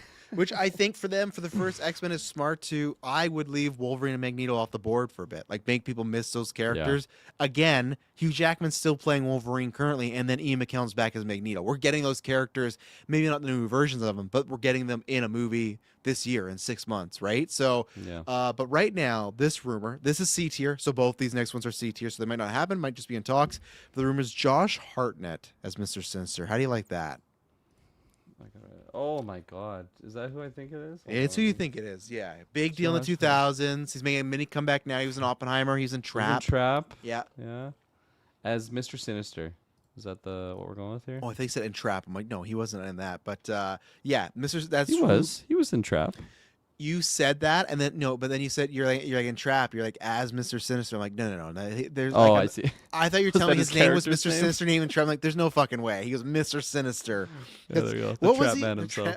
What was the name that he had? The killer name though. It wasn't the Grabber. That's Black Phone. But he has some like the Ripper. It's like very generic.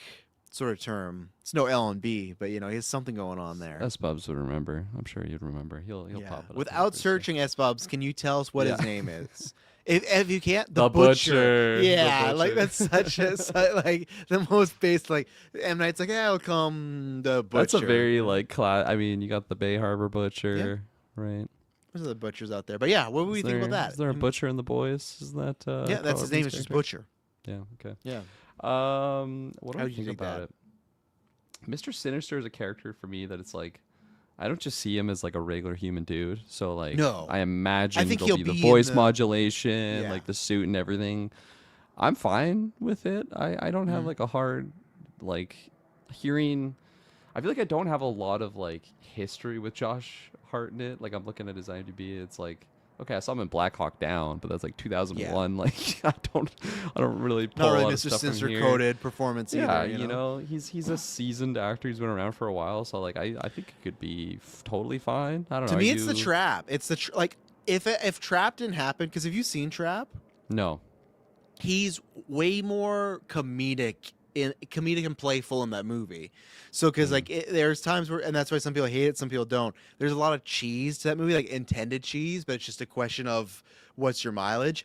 If I hadn't seen Trap, like of course, like you said, he's just a good actor, so like okay, maybe he has a take. But in Trap, because and Mr. Sinister, people don't forget, he is scary, but he's also like kind of a cornball at times, right? Like he's just a weird guy. Like Yeah. most of the time, he's like a weird scientist experiment. Like he's just like, oh, Mr. Summers, like Obsessed with their genes. yeah, like I can see him do 30 Days a Night, Penny Dreadful. 30 Days a Night I want to rewatch. Penny Dreadful is on the list at some point, Mike. I know what Mike did offer me. He said that he would watch Interview with the Vampire if I watched Penny Dreadful, but I'm just in the middle of too many shows. But it is on there. So one day I will cash in on that, Mike, even though still watch Vampires Sad and everything. But I think if I hadn't seen Trap, I'd be less for this, but now that I have, I'm like, you know what, I'm for it. But again, what I was talking about with these rumors that they're talking to you, it's not like Josh Hartnett is also like a break the bank type of actor, I Definitely. imagine, right? Yep. So, and that's where it comes down. So this is interesting. The first little squabbles we got this was we heard nothing. So I'm going to hit you with who they've been talking to for Xavier, and that's good old Patrick Wilson, Aquaman's brother, Conjuring series. It's in Okay. Cape Fear right now. Okay.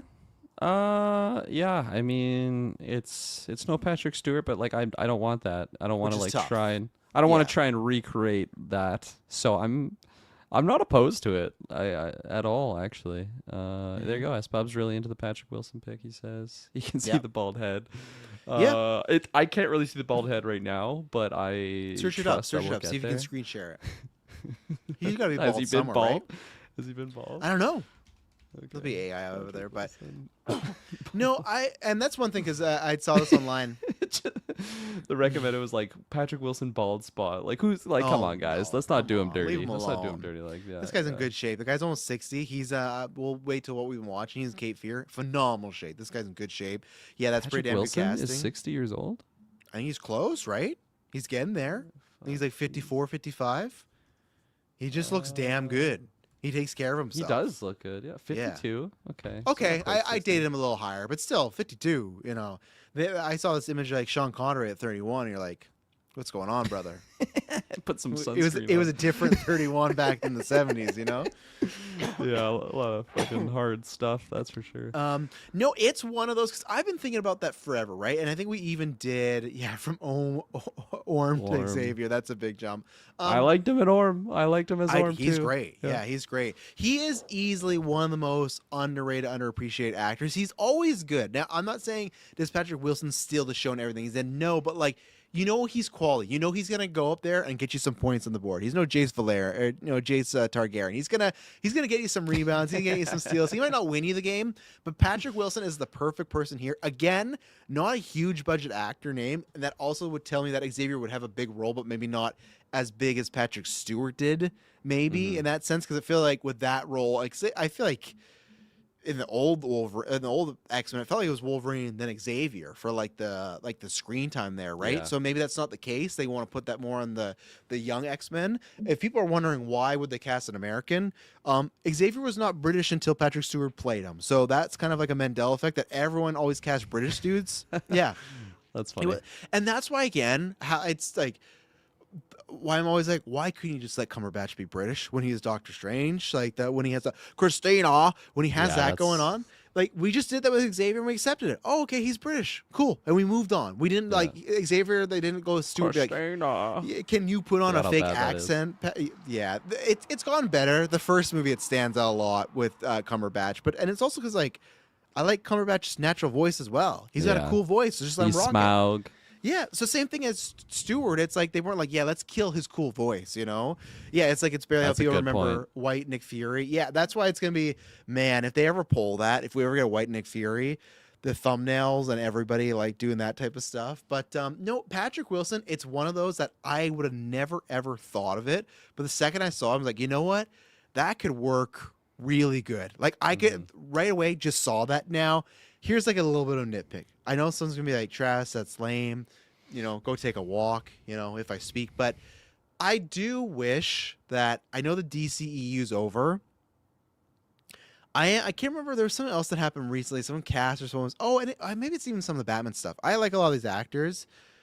I am getting a little bit in the case from like, is there more people out there? Like, I love Patrick Wilson, so I guess I'm fine with this. I want him to get it right. But like, I'm a little tired of getting a lot of crossover with MCU and DCU actors. You know, I don't like, or like when we hear those rumors, like, oh, they're talking to passing about MCU role. I'm like, I don't really want that. Like, I just want him to be Batman. Like, I'm not saying forever, but maybe when it's so like, I think what I like is Batman was played by Michael Keaton in 1989, and then in 2017 he played the Vulture.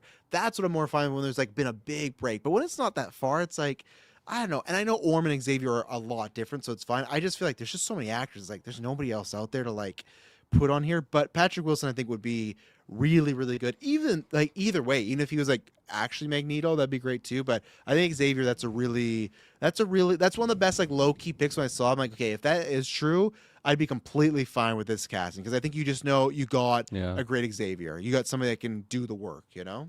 So No, I agree. I agree with both your points there. There's plenty of fish in that actor's Yeah. sea. But I'm not opposed to the Patrick Wilson casting if that is the case. I definitely think he could bring it. yeah, Not the most expensive actor, I don't Nope. imagine either. So Yep. that helps. that's the perfect. No way to do it. disrespect, Mr. PW, but Yeah, it's just got. Hey, we're not the most expensive actors either. You know, like it's not like a. It's not still like haven't been paid for all my roles I've done. yeah, it's coming. I'll get you the money. Where's my fucking money, Denny? Let's take an ad break and then we'll be right back. All right, we are back. Let's talk about some trailers. We got Shrek 5, we got Hexed, we got The Social Reckoning, we got I Want Your Sex, and we got The Last House. What do you want to start with, Kirkland? I'm gonna start with Hexed. Actually, Okay. I didn't hear about this project, and Shay showed me this trailer a couple days ago, and man, this looks fucking awesome. This Yeah. is right up Shay and I's alley. The animation looks great. I like the setup. I like just the Wizarding World type area that we're going. Like this will probably be a day one for both of us here, and yeah, I'm really looking forward to it. I hope it delivers to that level. Onward, I remember getting really really excited for, and it didn't like blow me away, but I'm like, man, what a real solid movie that was. That was really really fun. So I hope it gets to that like 8 minimum for the viewing. Yeah. A bug on you? Or you just Oh clapping for yeah, the sake? there's bugs out here. No, there's bugs galore going on. So you know. Speaking of, I got a giant mosquito like bite on my neck. I got bit by something yesterday when we were doing some filming out in the we were in the wee bushes hours. a little bit there. Yeah. So Yeah. yeah, I saw this trailer the first time today when I saw Toy Story, and it's looking great. I'm very excited Man. for it. Shouts out to Owl House. Sorry to cut you off, but yeah, Super Bad Mike. Shay and I both watched that show. That show's a banger, but just like totally Disney, higher budget animated. Yeah. But yeah, so yeah, there you go. I saw him had showed that out when the trailer dropped, but I had no idea what that was. So no, I'm enjoying it. I got a laugh. I didn't see it all, but I got a laugh from people sharing this trailer around because I guess it's one of those that if you watch the trailer, almost all the zines could be presented in a vertical slice. So people are like, oh no, they're prepping our movies to be like you could watch them like this. Okay. On Yeah, like it's one- shorts. yeah, and then when I was watching the theaters because I'd heard about them, like, oh my god, it is true. But yeah, I like Pixar and Disney animation for the most part. I'm still not, even if it's like Onward, which actually I liked a lot more, or like Luca or Elio. I've still not ever watched anything minus Cars where I'm like, oh, this is just dog shit. You know, like they usually there's like a 7 out of 10 or higher quality. This looked fun. I always like when we kind of get a bit more darker. I was excited when we had, we were showing off Coco, and I really like Coco. So I like when they kind of get into these realms of some supernatural or, more Halloween-esque vibes. Now, I get it because we talked about this on the in-person cast. I did look at this and go like, why not put this out during October? It looks a bit more like Halloween-y, but we did talk about, October movies never always perform the best. They put it in that November slot that they put a lot of their movies on, and I'll be curious how this does, because I think and even like Elemental, that's a movie that I enjoyed, but not as much as other people. But it's been a while. I'd have to look, but it's been a while since they've had, I feel, one of their original movies, both Disney and Pixar, really break out. Right? That's why we're in this terrible like sequel-itis situation, because all these sequels keep making $1 billion plus, and like, well, we got stories for Toy Story 6, 7, and 8. It's like, all right, sure. And then we got Incredibles 3, and we got, and then again, speaking of Coco, that's one movie. When I watched that movie, I'm like, there is no room for a sequel here. We do not need the sequel. It's about Mama Coco and her journey. She passed away. That's it. There's nothing else to do here. But people loved Coco, so here it is. So I'm hoping this can be good. But at the same time, there was things in this trailer when I could also see this being of that more lower tier level, so we'll have to wait and see November, but I definitely want to see this. The other one I didn't put on the rundown, but have you seen the trailer for Forgotten Island at all? It's the same, it's coming from the studio that did, I think it's Spider-Verse and Team, but that I want to see. Familiar. It looks very, very good. Animated? So, yeah, it's animated. Yeah, I think it's the team that did Spider-Verse and whatnot, and it's okay. It looks very, very good. But Cool. What trailer do you want to talk about next? Fuck. Shrek. Yeah, the Forgotten Island guess. trailer. Very good. Yeah, you want to talk about Shrek? Yeah, it didn't do a lot to push the needle for me. I didn't really feel a lot of juice and vibes going up Shrek 5. So like, the news that's coming doesn't really get me that excited, which is crazy because I do really love. The first two movies are like perfect in my mind. The third one is still really great. Fourth one, not a fan of really. Puss in Boots: Last Wish, amazing movie. 10 out of 10, 11 out of 10. It's so good. Whoa. I haven't seen any of the other Puss in Boots or anything like that. So like, I'm not really like a completionist when it comes to this franchise. And like, hearing Shrek 5's coming doesn't really do a lot for me. This trailer didn't really do a lot for me. I am assuming they'll still have like that type of humor, which should really work for me. But yeah, just not a lot of buzz right now. I'm sure I'll see it at some point, but as this point in time, I don't think I would really even be there in the theaters, honestly. I think I would just wait for this one. Really? You're not even going to see Shrek Yeah. 5 in the theaters? Wow. Yeah. It's a while away, so maybe the buzz will kind of pick up closer to. It's Yeah. like it's next summer, right? This movie. Spring. I think it's like in okay. March or something like that. So it's Okay. closer than you think, but really. think. I'm gonna predict that you're still gonna end up seeing this at some In point. theaters? Yeah, I feel like the hype might I get said at you. some point. Unless it reviews very bad, which it could. Like, but what if it's like Puss in Boots, where it's like, oh, people. I don't think it's be Puss in Boots level, but be like, oh, I Shrek's was back. not interested in Puss in Yes. Boots: Last Wish, and that's one of the best movies I've ever seen. So yeah, definitely could happen. I think you pitched that for Golden Geeks, actually. I which, did? Thank God you did. I love 'cause Puss that in was Boots. amazing. Yeah, I don't think Shrek 5 is gonna be that quality, but I have not seen the Wildwood trailer, the new Travis Knight anime movie. Have you seen that? No, No, I don't even know who haven't, Travis so. Knight is. Directed Bumblebee, He-Man, Okay. something I like like Bumblebee. Kubo and the Two Strings. Oh, that was fun. I like that Yeah, one. there you go. I think this trailer was just fine. I think this was just a quick, like, it's only a minute 20. This was just a get something out there before Toy Story, because then it can play in front of Toy Story, which funny enough we didn't actually get. But I think that's all this was just make sure the kids know Shrek's coming. Okay, get those, because we talked about this again coming on the in-person cast. Listen to that on the public feed soon, or you can get it on Patreon now. I do think Shrek is going to be massive. Who knows if it's going to be close to Frozen or whatnot, but either way, I think there's no way that Shrek movie fails. I think it comes out, there's I nostalgia, agree. 2000s nostalgia. People like myself got kids now, kids of kids. Like, I think it's going to be huge. And that's like the old Shrek movies used to be summer movies. I think they've been gone for long enough. Even if Shrek 4 was kind of a very meh movie, and even the first Puss in Boots, I think there's just been time, even with some of those actors, right? Like Cameron Diaz went away for a while. Mike Myers is always in and out. Eddie Murphy's just back the last couple years, but he was gone for a while. You got Zendaya in there. Zendaya is always a good thing to add. So I think this trailer was all right. I guess it was just more. It's just like a lot of scenes. I'm like, I did like that. Oh, you want to date a snowman? I am looking forward to very similar, like what we talked about, Scary Movie or Naked Gun. What are the new jokes they can do with the new animated movies or fairy tales? Right? It's not a full on parody like Naked Gun or Scary Movie, but Shrek has always had isms of that, right? It's always had like, oh, we're gonna play off X, Y, and Z, and Totally. there's tons like they're already playing off Frozen, which is a smart thing to do, right? Frozen is massive, so I think there's lots they can do. If this wasn't Mike says if this wasn't Shrek trailer, it would be considered Minions quality. Yeah, I could get there, but like, Is that low? Or is that a good thing? I think that's low. But don't get me wrong, like I love the Shrek movies, but like each Shrek movie has jokes that are like, this just sucks. Like this just doesn't work. But like Shrek is like, to me, it's like a comedian at open mic night and they're just throwing stuff and you're gonna see They're what works. riffing.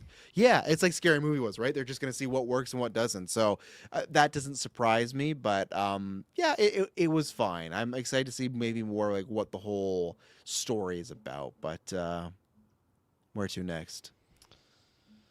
Molly. What's next? The Last House, I guess. I'm really going to be convinced to see this movie because this just did nothing. I don't think for me. Like yeah, I don't know. It's an interesting idea, but like they lost me when they were on like day 40 and they're like starting to run out of food. I'm like, are you fucking kidding? I'm like running out of food after like a week. Like I They maybe got I'm kids. just bad at. They got multiple kids. That's They gotta fair. That's ration fair. it, you know. Absolutely, you're right, but I was just like, this just doesn't seem like. And then all of a sudden, we just fast forward like 1183 days later. I'm like, they were in this house for 3.25 years. Are you fucking kidding me? Like, how are they not like I don't know. I was just really not gripping on to any of this stuff that's in here. They show the lady at the end, let me in. We're not gonna let you in. She's like, what does she say? Like, run or something Hide to or- them? yeah, hide, I'm just yeah. like, fuck off. That's all I gotta say to this one. Really? Fuck. Wow, that's a hard one. Wagner was in there. Wagner Moura. Yeah. I did like the mom. I think Greta she was Lee. in. Yeah, she was in something Tron recently that I Ares. saw. Yeah, that's right. That's what she was in. Tron Ares. Great soundtrack. Yeah. Not much more. Other than Go that, watch. Damn, what's that movie she got nominated for? Oh, why am I forgetting it? Dylan's a big fan of the movie. It's a dating movie. Oh, don't Past tell me. Lives? Yeah, I took off my headphones. I don't hear them. Oh. I don't even want to look at the chat. I'm gonna get it. Good thing. Good Oh, thing you took off his shit. ears. 'Cause I said it. Ah, It must fuck. be Okay, Past just tell me. I Lives. don't want to derail it. Past lives. Past lives. I was not gonna Yeah. get that at all. Yeah, there you go. Things might go as 2003. well. I'm tired. 2003. 2023. Sorry, I'm tired too. I'm like, what happened? I dropped a 20 in there. Where'd those years go? She's in Toy Story 5 too. She is. She plays Lily Pad. Yeah.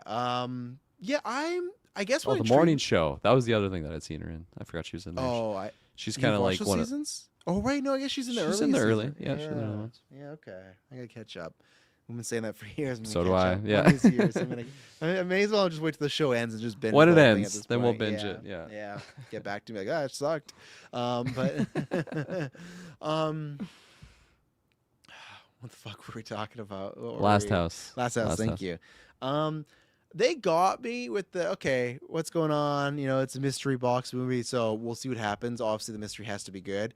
They got me when they did the whole like boom day 1,183. I was like, okay, now it looks like a mix of stuff going on. Of it's like a end of the world movie, but then like you said, that woman at the end, there's a beam going on. So it's like, okay, is this somehow like alien related, or is this like I don't really know. I don't know what's going on in this movie, but I like the actors and the trailer intrigues me. So I think I'm locked in. I think I'm gonna be there. I think it's on Netflix, so easy watch, right? And this is, don't get me wrong, I like both Wagner Moore and Greta Lee, but if it's rocking like a 30 to 40% Rotten Tomatoes, I'll move along. Like if I hear enough Yeah. people say this isn't worth your time, then yeah, I'm not gonna go and watch it because there's so much. Like my backlog's always huge, right? And I'm always working on it, so it's got me intrigued. It'll just depend on word of mouth from critics I trust and people that watch it. So we'll go from there and see. So. What else we got Over left there. here? Social Reckoning. Right. Were you a fan Man. of The Social Network back in the day? Oh, there's still one more. We got. Did you watch I Want Your Sex? Yeah, I was gonna leave that for Okay, the good. end. That's fine. Okay, perfect. I watched it, and I wouldn't say I was like a fan of it, but I remember liking it. I've only seen it the one time. Oh, And you just should being definitely like, give it a rewatch at an older age oh, now. does it not hold up? It's not No, very good. well, I think it's pretty fantastic. Oh, okay. Okay, Yeah. nice. I thought like the performance is really good. Like JT's good character, obviously. Jesse Eisenberg, he does really good role too in there. This just seems like it's like a horror movie version of that, and I love Mikey Madison. Only seen her in Enola, Nora. Anora. You had an L in there. She's obviously amazing in that. She won an Yeah. Oscar for that role. And like as soon as the trailer started, I'm like, oh man, like my next Mikey Madison project here. Let's go. And I think like she's fine in this trailer. The guy that they have for like Zuckerberg too, Jeremy he sounds like him for sure, but like I'm just like, are they trying to do like an alien version of him? Like I know he already kind of comes off like an alien at times, but he just seems like a Jesse Eisenberg Lex Luthor version of the character. That's like the best way I could describe it. And I don't know how to like. I was just chuckling multiple times in this trailer because it just seems really intense. Like the subject matter is probably really intense for a reason. Like it probably is a lot heavier than maybe I'm kind of aware of. But yeah, that's how I felt about this trailer. And yeah, I'm not really sold to see it. I'm not sold to not see it. But that's just my initial feelings of that. Of like, it. Yeah, I don't know. I almost want to say like it reached like. Some of the scenes felt like spoofy level, but like that sounds I agree too. with you 100%. Okay. No, Okay. Yeah. like I don't know. There's even just some of the end that When he like Jeremy Allen stands up delivered- and like he like slams his desk, and he's like, "If I say no, then that's it." That it's just like, what are we doing here? I don't know. It was there weird. was that, and there was just something I might have to pull up. There was something that Jeremy Allen White said at the very end, and don't worry, we don't got no clip or anything like that. That I'm not, no, you're not a student of mine, are you? Like nothing like that. But there's just something where it just maybe it won't be parody, but it feels like when Tropic Thunder did the fake movies. There's just like a bit of that where it's like, yeah, and then I did a sequel to the Social Network called Social Reckoning, and they would like go to that clip. And I don't know. Okay, I think here it is. And they got the theme back. So if you don't know as well, this is not directed by the same guy. So David Fincher, who directed, Fight Club 7, all that stuff, he directed Social Network. Aaron Sorkin wrote the screenplay for the first movie. He's now writing and directing it, but you're missing a flair of some of the movie, which is funny because David Fincher's directing Once Upon a Time in Hollywood, so it's like someone else is directing a sequel to his movie, and he's directing a sequel to Tarantino's movie. We're in a weird situation right now. But yeah, this scene right here, maybe I'm wrong. I'll watch it again here, but like... I don't know what the girl thinks she's doing. She's disrupting. yeah, there's this... It just feels like, those jokes about like the movie. Like there's something off about this trailer, and it's not just because I was worried because I love Social Network, and then I have Fincher's, like he's on my Mount Rushmore, right? So right away when his style's not there, it's like, okay, something seems off already, and just this trailer just didn't go well. And yeah, Aaron Sorkin has a spotty record as a director, writer obviously not, amazing writer, director a little less so. So I don't think I'll be seeing this unless it does very well Academy Award wise, and I'll watch it for that type of stuff, sure. But I don't think it's going to. And Jeremy Strong is a good actor, but maybe here too, like, can you look up how old's Mark Zuckerberg for me? And then search, I'm going to search Jeremy Strong. We'll do this at the same time. Jeremy Strong. So he's from Succession, a bunch of other stuff. Jeremy Strong's 42. Okay. Jeremy Strong's Are they both 47. 42? No, Oh, he's 47, 47, but like, He seems It is- old. it seems like, again, when we're watching a comedy movie or something where someone's like playing a youth, like Wet Hot American Summer, when they're playing someone that's younger. And even then, technically, he is playing a Zuckerberg that's younger because he's playing Zuckerberg when all those trials went on, right? And those trials are like 5 years ago now, right? Am I wrong on that? When he was like, Yeah. put in Facebook trial and see what like exact year comes up. Because we're in 26 now. He's 42. Oh they have a lot of trials going on. Hold on. Fuck. Yeah. We're down a rabbit hole. What were they for? They were like the hearings, right? Yeah, the hearing. Yeah, put on the hearings. Yeah, because that's what we're looking for here. 2018 2018. hearings, congressional hearings, historic 2-day legislative event, April 10th to 11th, 2018, where he testified before nearly 100 lawmakers, both the Senate and the House. So he's playing an 8 years ago Mark Zuckerberg, I guess so. and he's yeah. 47. It just something looked off. I agree with you. Like I won't say it's SNL quality, but just there was something there. And again, I'd say there's. It's in a weird thing, right? I don't care what anyone thinks. It's a fucking sequel to Social Network. It might be a new actor. It has a title, and guess what? That song they play, and that's like the theme for Social Network. They're shown as a social network thing. The rumor is that Jesse Eisenberg just didn't really want to be associated with the Mark Zuckerberg like person anymore, and now he's also directing too. So I think he was just like That's over fair. it. I also think it's probably get out of jail free card. Like Fincher's not directing. I think that's also an easy way to be like, yeah, I just don't want to be that guy anymore. But I wonder if Fincher was directing, the guy that they, won a bunch of Oscars for this I'm movie. sure it would have helped. Yeah, it would have helped. I do think this is one of those roles that as an actor, I would have stayed the fuck away from this big time, in my opinion, for a multitude of reasons. But because the Eisenberg thing, I always say this is a quote. It's in his last interview that Heath Ledger talks about when Nolan approached him as Joker, and he said like if Nolan sat him down and said like, hey, I want you to do a Jack Nicholson type in this movie, he would have said no, because like I can't do what Jack Nicholson does. I can't be that type of Joker, but I can be a different type of Joker. Now I get someone might say, oh, that's the way, but this is a sequel to that movie, so he has to like be Mark Zuckerberg, but then also tie to like Jesse Eisenberg's Mark Zuckerberg in a way too. And there's just something off about it. But yeah, as an actor, I would not like, and it's different too. Jeremy Strong, he's won multiple Emmys. He's in a bunch of stuff. I get if you're like an up and coming actor, right? Where it's like, I'm going to take a shot. If it works out, great. If it does, it might fuck me. But this guy's getting work. He was in The Apprentice a couple years ago and he was fantastic. He was like crushed it in that movie. That's the Trump movie where Sebastian Stan played Trump. And like, he plays the guy that like Trump like learned from, like his protege. And he was phenomenal in that movie, Jeremy Strong. So he's a good actor. And I like Mikey Madsen. I like Jeremy Allen White, despite, Rhoda Hutt. But, yeah, there's just something offs here. I think I know what it is. There's multiple things, but yeah, and I just, again, it's kind of like Aliens. I don't think people care. All those trials and hearings went on, and guess what? Facebook's still rocking and rolling. Right. Someone might watch this and be like, wow, that's crazy that Facebook does that stuff, and then they'll go log on their Facebook to go like message people, and hey, I use Facebook too, so I'm not calling other people out. It's just like I use Facebook Messenger now, but all right, I want your sex, Kirkland. What are you thinking? This one was kind of winning me over. I'm not gonna lie. I feel like my Olivia Wilde interest is like at an all-time low. Ever since Don't Worry, Darling, it's just like, man, I have no faith in this. Because she directed that, right? Yeah, and was in it directed and performance, and like just not really. I saw something else that came out afterwards too that I wasn't really vibing with, but this was so like I saw this and I'm like, oh god. Like what? What was your vibe that came out? Was it a personal interview? I'll have to look it up.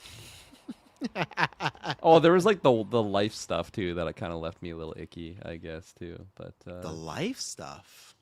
Were you one of those where you mad she was dating a younger man in Harry Styles? just like how that former relation, didn't she just like leave her partner that like she had a kid with and all these things? No. I think they It's amicable. Yeah, I think like Okay, maybe my much mom as it was could be. spewing me some nonsense. Maybe I didn't Oh, I didn't no, you research do. it enough. Yeah, Just like my mom today. She's like, yeah, what's gonna happen is Travis Kelce's playing one more season, and then Taylor Swift's gonna do one more album, and then after that, Kirkland looks shocked. He looks like Bush when they told Bush that second tower hit. the third tower just got hit, Travis. But I still have to like talk to this class of like Yeah. Spitgate. Kirkland looking at slow-mo Spitgate footage. Right, that was, you remember Spitgate oh yeah with with Chris Pine and everything. Oh man, yeah. He definitely Great spat on edits. Great edits that the came goat after. one was the legendary one when he just throws the whole like dead goat on him and whatnot. Oh, I was thinking about the one from someone did like the Jurassic Park, like fucking like the thing, like that gets Newman in the first Jurassic Park. You know what I'm talking about? What are those I fucking know, I dinosaurs know are what you're called? talking because that scared me. Yeah. But I Yeah. didn't see that edit there. So let me see if I can pull that There you up go. there. There you go, Mike. Thank you. I heard a little bit of sussery about 'Kay. that, and I didn't love hearing that. But here's the thing. Unless you can find me a clip of her I admitting usually that. I usually don't give a fuck about that type of stuff Yeah. too, because it's like it's not my life. But like I feel like it was that, and then I saw the performances from like Darlie Darling. Extra. I'm like, and fuck she's Olivia cheating on Wilde. Jason Yeah. Sudeikis. Fuck, man. It was probably some of that at the back of my head that I was just like, oh fuck this person. But Unless I have Probably a clip unwarranted. for sure. Unless I have a clip for sure of somebody saying this, or her admitting it, or him saying that, I can't assume because we're sitting around doing Father's You're Day right. stuff, right? you're right.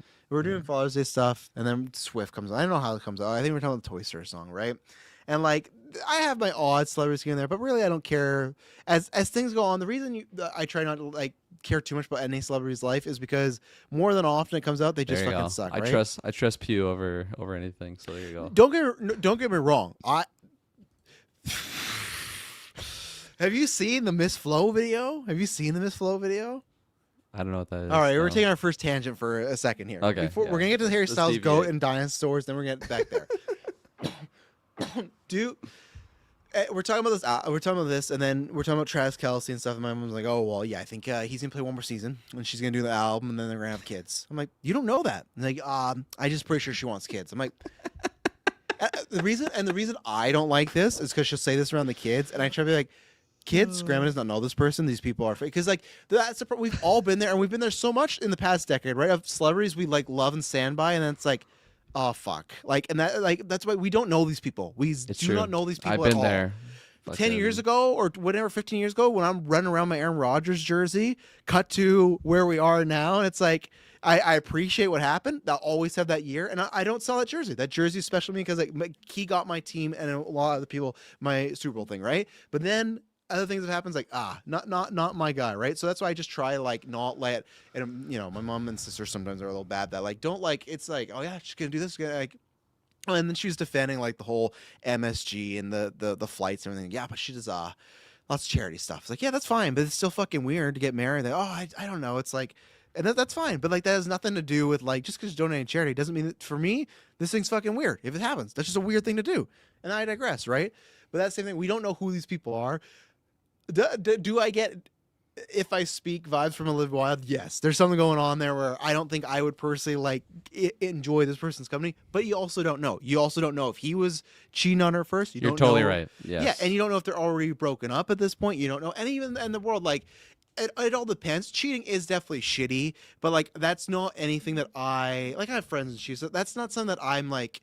This person's bad. Like, no, to me, that's more in the like the emotional, physical abuse because like that's someone making a big mistake or hurting someone. Sure, but Interesting. that's like what do you mean Cheating's not interesting? bad, according to Travis. No, it's bad, but it's not to the point where like okay, I have no problem saying this. If any of you said, "Hey, I've screwed up," or even if I'm not screwed, I'm having a great time and I'm I'm having an affair, I'm like. That's up to you. You do whatever you want there. That's just but so like terrible for the partner, though. I feel like that would be. it is. Like, it is. especially but- if you have a friend and you like hang out with these friends and you just know that Yes. he's cheating on this person that is like at this hangout with you and your friends and you're Yes. supposed to like pretend that nothing's happening. I feel like that I would not be able to do. Like that would just be too.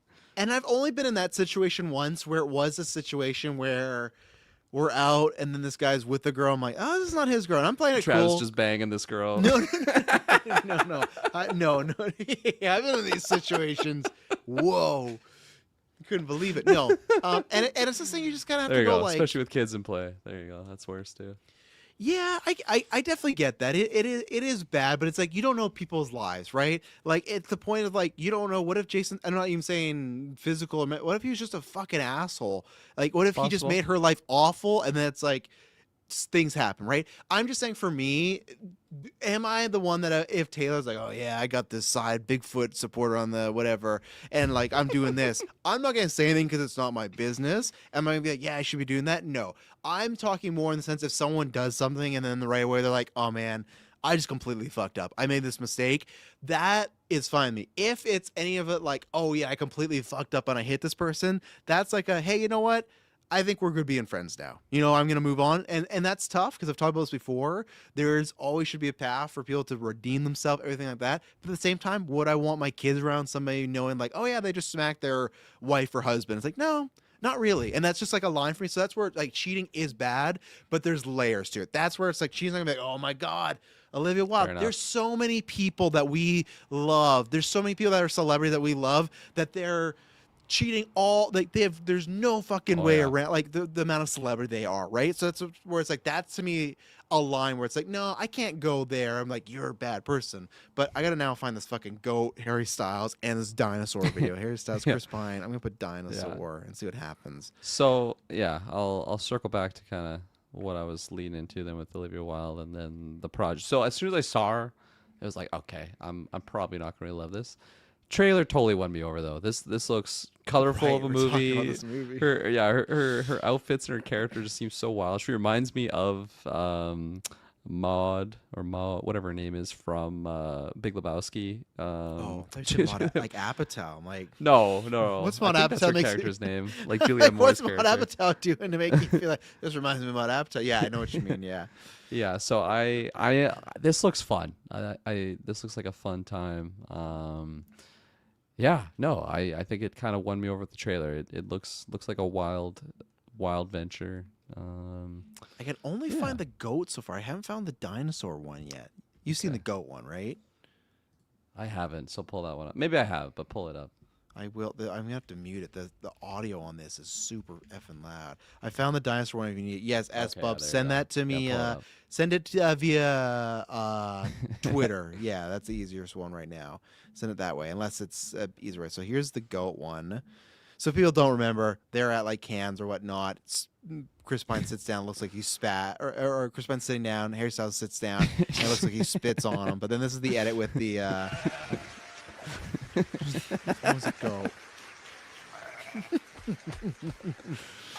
Not my favorite edit, but it's no. I think there's a better one, but yeah, and I still take it as like breaking news. Harry Styles throws goat on Chris Pine. I still take it, in my opinion, how I read this is that he spat, but he did not. I don't. Do you think he actually walked up and just spat out Chris Pine? I don't think that was it. I think he meant to spit, but he misaimed and he spat on ChrisIne. So he just spits in like if he has gum or something, like just spit it out and then you overshoot it. I hate that. If that actually is just what he was doing, I despise. You hate that. So you would rather take him walking up and spitting to like Chris Pine as like an attack? I don't want him spitting at all. You're not in a fucking zoo, man. That's true. Like, you're fine. You're inside a building here. Yeah, this one. Yeah. it's so stupid. It's so, but he's just like covered. Like the ass and everything too. Yeah, he's just covered head to toe. Yeah. Damn, that sucks. Oh, it's so stupid. Oh, there you go. This movie, I'm interested, but I did not like the trailer. Okay. I thought the trailer was edited weird. I just don't know, like, it feels like they're going for very hijinks, sex comedy. Other times, like, am I a criminal? Are you going to go undercover? There's getting this dramatic side. I like a lot of the actors in here. I like the Charlie XCX just randomly popping up in here. So I will watch this movie, barring it being, like, hated or whatnot. Olivia Wilde as a talent, I do really enjoy. Personal side of stuff, I do like her, and I think this is a perfect role for her. God, what's Dustin Hoffman, right? Cooper, you know that's, or no, he's Cooper Hoffman. He's Cooper Hoffman. You know he's Philip Seymour Hoffman's kid? See, that's what I was asking earlier, and then you're like, I just finished the trailer. Like, you didn't answer me at all. Oh, so it was perfect that you could clarify it here. Yeah, I just don't answer questions from you off air. But yeah, so there's a lot of people in here. I think the movie's good. It could be fun, entertaining, and I saw signs of that in this trailer. Just this trailer seemed like really messy to me. This trailer seems like if you were watching a movie and then you got a trailer back in 2000s for some straight to DVD sex comedy, you're like, what is this? Yeah. And then you never ever saw it again. That's what this felt like to me, but the bones of something good could be there. So we'll have to see. Maddie, as usual, says rank these trailers. Again, I got to get the specifics because I think it's on the because it's the project, right? Again, he gets us to not rank the trailers per se. It's what we're most excited for, but then the trailers should help in that sense, right? He says, can you rank the trailers by which movie you want to see the most? Oh, okay. Right? Yeah, it's a little bit different. Sorry, I got my rankings. Yeah. Hexed would be my number one. I That's the one I agree. want to see the most. Okay, I'm with you there. With you too? Yeah. Yeah. Okay. Next one would be. I guess I Want Your Sex next. I agree. Yep. I think And it's then- in second place. And then it would be Shrek 5, Last House, Yeah. and then Reckoning. I think in that order. I think I agree because even though Last House intrigues me because it's a Netflix movie, it could easily just be a massive dud, right? How many of those exist out there that are just like classic 2 out of 5s and you just move on with your Yeah. life? Like, oh, Netflix. Where Shrek, there could be an upside to it being good. And I think there's, like I said, some fun stuff you can play on the fairy tales. They've been gone for a while. I think aging the kids up is great. They're doing what Incredibles were fucking scared to do, right? So I appreciate they're not just like, they're fucking cute babies again. Like, it's not like what Mando, that Mando and Incredibles is doing that same thing where it's just like those kids, they don't age, like, right? They just like, they're stuck in Oh, their yeah. development cycles. So Didn't yeah, I think think I about that. agree. Shrek 5 at the third, and then Last House, and then yeah, Social Reckoning. I don't want to be wrecked at all. Like I have no interest in my Social Reckoning whatsoever. So, all right, we will take one last ad break. Then we'll be back with some more questions, a couple topics, and then what we've been watching. So we'll be right back. And we are back. All right, Kirkland, I'll hit you with these, and this will parlay into Maddie's question. Kind of the same thing. Shrek 5, we talked about this a bit in the in-person cast, but confirm, or also we had the trailer. And then over the week, somehow we got Austin Powers 4 and The Grinch 2 confirmed. Austin Powers 4 was just a podcaster asked Michael Myers, and he just said, yes, we're making it. The no more details. We'll see what happens there. And then Grinch 2, right now, it's not locked, but it was S tier reporting it, and they said they're in talks, which means they're just talking to Carrie and Ron Howard about the money. But yeah, they have announced that they're going to be doing a live-action sequel to The Grinch, How the Grinch Stole Christmas. Ron Howard, who directed the first movie, is back, and Jim Carrey is likely back as well. So what do you think about these projects? Because these are very heavy in the, I feel like in early 2000s. We talk about Grinch all the time during Christmas. If I'm sure people know, but if people don't know, haven't seen the movies, when we're dropping "That's Not My Bag, Baby," that's from Austin Powers. I did not bring up the flow scene. I'm going to bring up the flow thing for a second, and then I'll come back to. I got to show that Austin Powers scene too, because that's just a legendary moment. But Absolutely. Yeah, no, I think both of these have my interest for sure. I don't think it's like I've been like begging for these or anything like that, but I think it's a nice little pleasant surprise. I definitely believe that Jim Carrey can still bring it in that role. I have no no disbelief that he can bring that energy that he had. Was that 2001 that or like 2000 something like that? It was yeah, early 2000, 2001. I think you may be Yeah. right on that. Yeah. I definitely think he can just totally jump back in that role. And Michael Myers is, well, I guess Mike Myers. Michael Myers is the other guy, but Mike Myers. I just haven't really seen him in much lately, so it's like a harder one to just think about plucking He about does where he is very right now. rare stuff too. Like Yeah. yeah. But like that's He's such in a, Michael. He's got a cameo in Michael. Oh, there you go. I think the last thing I saw him in would have been Bohemian Rhapsody, actually, because he's like that manager or something, or like the slimy producer. But He does the same thing in Michael, but he's like the nice producer. Oh, that's funny. So yeah, that one's a harder one for me to just pluck and say like with confidence, like yeah, he can for sure do it. But like that's such a character that's close to his heart that like I don't think he would really be signing up unless he's really in the gutter for money. I don't think that's the case, but I don't think he'd be doing it unless he has some belief in the project. So yeah, a little bit lower, I guess, on Austin Powers 4. But Really, still that's interesting.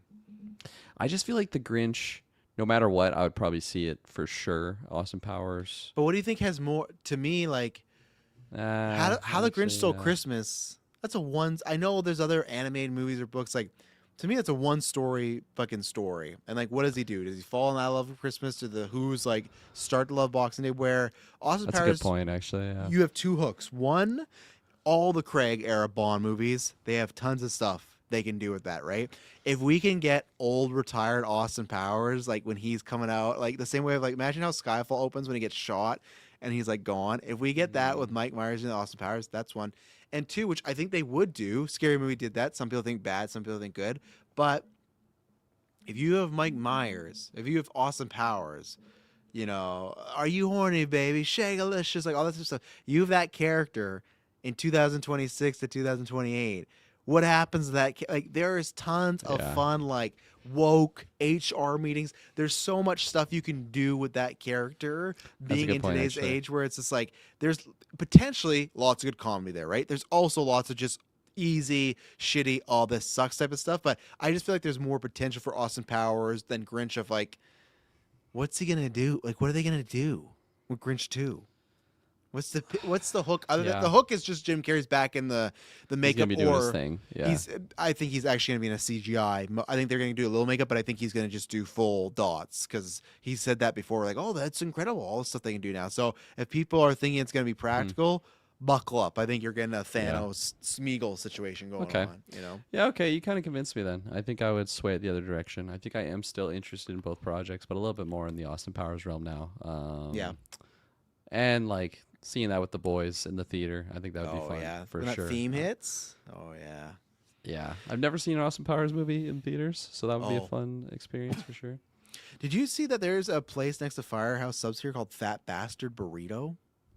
No, Yeah, didn't. in Kelowna. Like, that's interesting. Fat bastard. Superman Mike says, bring back Heavy Metal Queen Taylor Monson as Cindy Lou. I bet they will. She's still around. She sings, so why not? So you ever seen this video before of Olivia Wilde? No. This What is fucking this? hashtag. Oh my god. You gotta think people made the Time's up, hashtag Olivia. time. That's so funny. People made the hashtag times up to like get like real like predators, and they're not trying to go like times up Olivia. I feel like that's the type of stuff that like my mom would see, like that hashtag, and be Yes. like, "Did you hear? Did you hear it's over for Olivia?" Yeah. And I'd be like, "Okay, like maybe, but like I'm hearing it for the first time from you." What'd she do? She murder someone? Yeah, exactly right. Oh, I should cheat on Chase today because okay, that's bad, but like you know. What's So this is so originally in the Harry Styles role, she was in Don't Worry Darling with Florence Pugh. She was talking to Shia LaBeouf to be in that role. And we don't have the full Okay. context because she had said something. I think what happened was he said that in an interview, and Olivia Wilde was, nah, that never happened. Like he was never the guy yet. Da, da, da. So then Shia, being Shia, who don't get me wrong, there's a guy, Shia LaBeouf's piece of shit. That's a guy. Look at all the stuff he did to Mia Goth, all the other stuff. Like that guy, Fig of Twigs, like that's a person where it's okay. That's where my line's drawn. But in this like come to Jesus redemption moment that him and John Berthold tried to get him on for a while, he like, oh, I'll prove it, and he released a video that Olivia Wilde sent him trying to get him on board. So here you go. Shia. I just went riding my horse, very sweaty, but I wanted to reach out because I feel like I'm not ready to give up on this yet, and I too am heartbroken, and I want to figure this out. And I think this might be a bit of a wake-up call for Miss Flo, and I want to know if you're open to giving this a shot with me, with us. If she really commits, if she really puts her mind and heart into it at this point, and if you guys can make peace, and I respect your point of view, I respect hers, but if you guys can do it, what do you think? Is there hope? Is there hope? Will you let me know? Okay, bye. What a So- wild video. So hold up. It's a wild video. Yeah. So Flo is like super against just being on like shy on the project. Is that what? he's I'm kinda setting assuming up there? I don't know if it was from the hop or I don't know if they met Threw her and- brother in the pool at some point. Yeah, whatever Florence said, I didn't throw her fucking brother in the pool, all right? Whatever happened, either they met and it didn't go well, or either right at the hop, he's like, hey, I don't want to work with this guy. Because, yeah, Shia has like a Fair long enough. record of like Yeah, bad public- stuff going. yeah, public bad Yeah, stuff, yeah. bad stuff.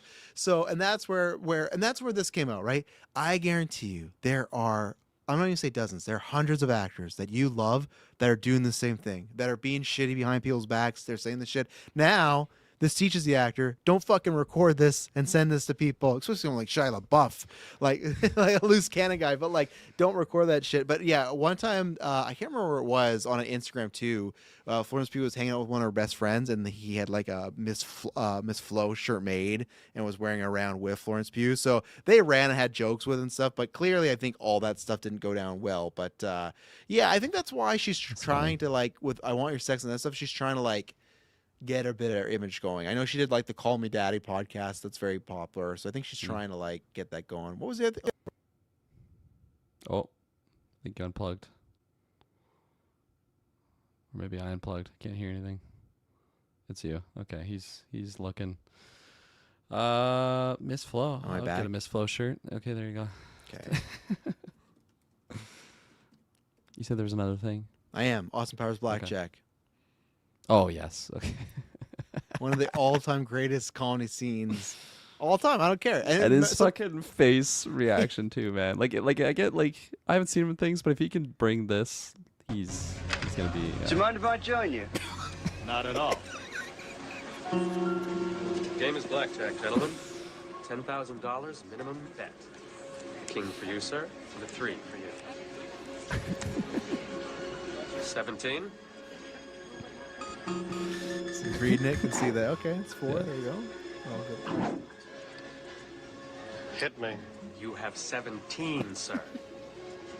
I like to live dangerously. 4. 21. Nice. 5. I'll stay. I suggest you hit, sir. I also like to live dangerously. As you wish, sir. 20 beats your 5. I'm sorry. And then there's sir. the classic line. Well, I won't lie to you. Cards are not my bag, baby. And we said a cast, but we said a lot more in real Well, life. there you go. Too. There's a Shia LaBeouf Oh, suggested was it? video. Yeah, on I'm your not YouTube. watching Yeah. no Shia video. My God. Man, that's so funny. Cards are my bags, baby. All right. Did you the ever two- watch So I Married an Axe Murderer? Yeah, I love that movie. Oh man, that was like Mike Classic. Myers was like a family movie for Yeah. me and my family. Like definitely that one. We still quote that all the time. And just Mike Myers playing multiple roles in these movies. It was the So early good, like- Austin Powers. Like that was the before it would Oh, happen, okay. really, right? That's funny. I didn't know that. Well, yeah, it but, happens that before. makes Well, sense. no, it just happens before Austin Powers. So I feel like you could tell he already had that itch to be like, oh, I want to do multiple Totally. things. Because then when we get to like Goldmember, he's playing Goldmember, Fat Bastard, Michael, Man, Doctor Evil, or Austin Powers. So what a treasure. a treasure. Okay, Manny has 2 questions for us, and then we'll get into what we've been watching quickly here. He says, what percentage would you give the chances of Austin Powers 4 bombing? Goldmember made nearly $300 million. How much do you think it could pull in? I'd have to see what the budget is, because obviously it could be a little bit more, but like obviously it's just relative what the budget is, right? I honestly don't think that's like a. It's tough because I feel it's not like Shrek or even Prada where I go, oh, people are really needing the next one. I think there's people like myself, like I do really want a 4th one to see what they could do, but I feel like it has its core fans that want that, right? I don't know how much that really spreads out to everybody. Well, Devil Wears Prada, and that's just a one-off. I don't know why. It's just there's just something with nostalgia like that, like with what happened at Prada this year. There has to be like a je ne sais quoi about it that you just can't put your finger on. You just know it's palpable that people want, right?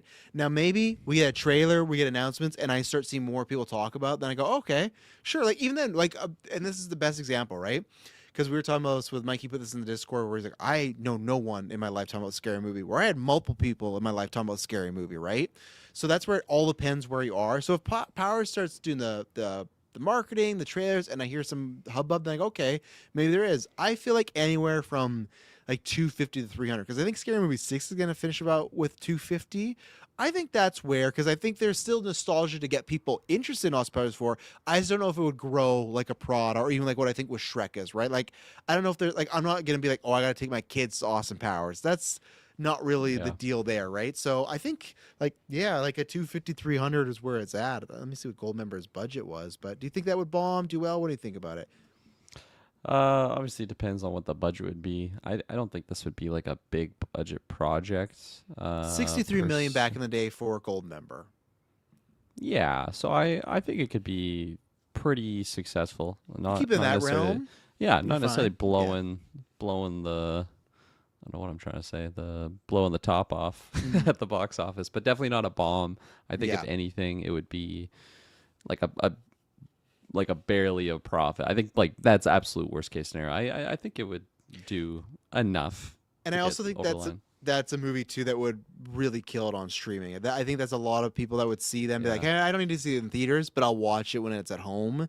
So like, I think the only danger is like unless Michael Myers like just hoists up his price tag for doing it, right? But I think he Yeah. knows you got to be somewhat profitable. So I'm gonna see who knew they get in there. So yeah, I think if they keep it 60 million, yeah, I think there's because what even 60 million, they'd have to make under 120 million to like bomb or like just even disappoint or underwhelm. I don't think they would. I think if Scary Movie's making 200 and like I love the Wayans brothers, but none of them are as big as Mike Myers, right? Like he's easily bigger star than all of them. I think a Scary Movie can make 250. I think Austin Powers 4 can make 250.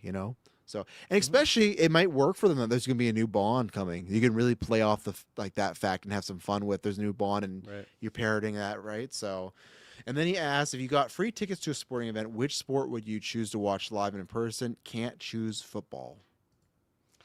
Yeah, I've only really been to like NHL games. I've been to that a couple times. Mm-hmm.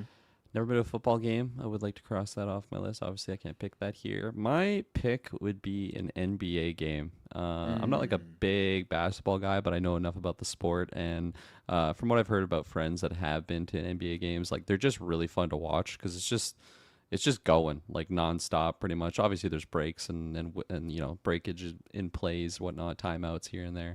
But it's just like for the most part, just like a good flow back and forth. You see these like 7-foot tall monsters, which like I don't see 7-foot tall people on a normal day, and like these are just the tallest of the tall and super super athletic. They're shooting the balls all over the court and jumping up in the air. Really fast paced action, and I've heard it's really fun to watch live. So that would be my pick, preferably a little bit closer, to the court. I'm not like up in the nosebleeds, that I can really appreciate these just ginormous men running around and tossing balls as they do. But I am a fan of just like team sports in general. So like there is a lot of like I do want to go to a baseball game, but I feel like that would be a lot lesser of like fast paced action versus like a basketball game. So yeah, that'd be my pick.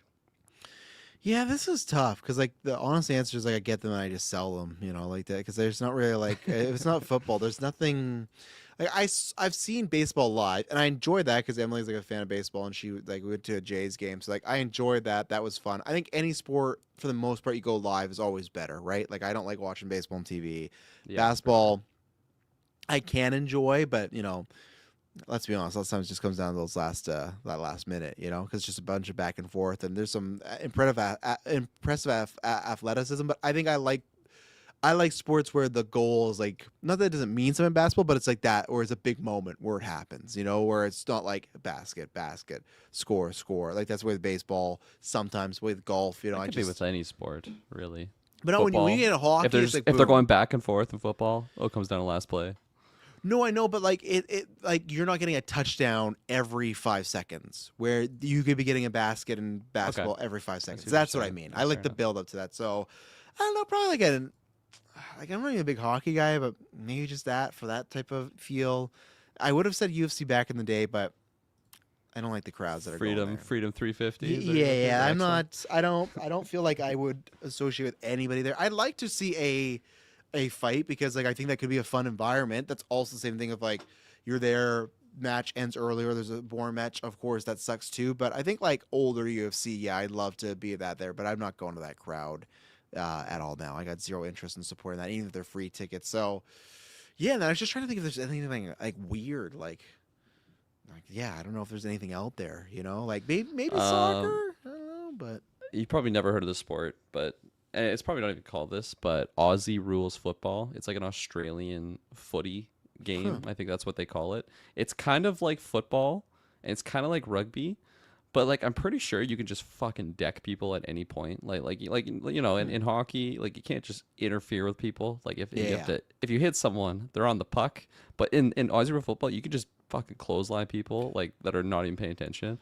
If you want to see some wild shit, go watch like the highlights, biggest hits, Aussie rules football. And I have no idea how that sport works at all. Maybe Kyle's been to a couple games because he was living in Australia for a while. But it looks crazy to me. That's what we're playing next time. Yeah, June GVA. 30th. June 30th. Yeah. So yeah, that one would be crazy. There you go. Yeah, so that's what I'd pick. Kirkland, you been watching anything lately of note? No, not really. Actually, still plugging away with just the usual 2006? Star versus the Forces of Evil, and then 2006. But I won't say any. Yeah, anything there just for checking now. you're still watching them, So Yeah, no. Disclosure Day. I already talked about that when we did it Right. in person. So yeah, I'll pass it to you. that's coming up. Yeah. Let me look. I've been watching Cape Fear. That's on Apple TV. That's been interesting because, they're like, have you ever seen Cape Fear back in the day with De Niro and Scorsese? No, Yeah. no, I So haven't. it's a good it's a good movie. It's Scorsese on purpose being like a little schlocky and cheesy, but I like it. They've adapted the movie, but now they're definitely going in their own way. But all you need to sell you to watch it maybe one day is just Javier is playing like a fucking creeper, and he's great. It's Amy Adams. You got Patrick Wilson in there.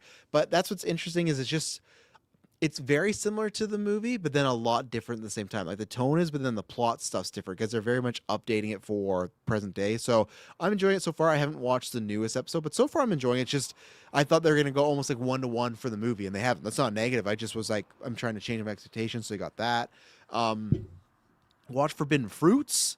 I really enjoyed that. That's that one where it's like Lily Reinhardt and Victoria Petretti, where it's very. You'll see this description from everybody, and it is true. It is just Mean Girls but witches. It's a fun time. It's this girl trying to join cult she has her own reason, and they just work at like a clothing store as like a cover. There's a fun mystery there. I think the actors have good charisma and chemistry together. I think there's some things that I think I gave it like a 4 out of 5 for the enjoyment of it. I think there's some things that are kind of, just loose writing or not the strongest. And to be a guy, Victoria Petretti in this movie is Jesus Louise. Like, Good looking good. yeah, Good they're looking good. Wow, I'm good tired. looking good. There's some good vibes. There's where is it? Here? My God, that's all I'll leave it at. But also very talented. She's just so fun in this. She plays like a very ditzy, kind of bubbly idiot, like kind of wanting to do good, but doesn't know all the time what the right way to go. She's trying to very much impress like the Regina George type of the group, and no, it's very good. That's and funny. then, I want more of her. I've only seen her Yeah. in You. You, I yeah. didn't even watch Haunting of. you should watch Hill all House? Hauntings. Is she- Yeah, is she in there? Hill House and Yeah, Bly she's in. Manor. She's in them both. Oh, cool. Yeah, because they're anthologies. So, but yeah, that's somebody I'm still surprised after You that she didn't really blow up. I thought we were gonna see her Yeah. everywhere, and we really haven't. But yeah, so if you want your fix there, that's really good. I watched Michael. Oh, you did, eh? I did Was watch the it truth out. Truth. Truth. Well, if you want to believe, if your truth is that Michael is the greatest person that ever lived and is an angel, you get the truth revealed there. It's I very expected much. that's what the movie would be. Yeah, it's very much like Michael Good, Joe Johnson bad, or Joe Jackson bad. Is that the dad? Yeah, Coleman Domingo plays him. Oh shit, Michael, got me another hit. I'm gonna hit you again. Oh man, I and was looking up some Forbidden Fruit images. Okay. Right? Yeah, might have to add this to the list.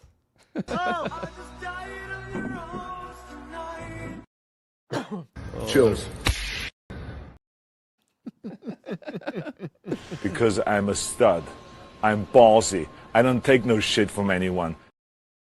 That's the movie. You're not one of my students, are you?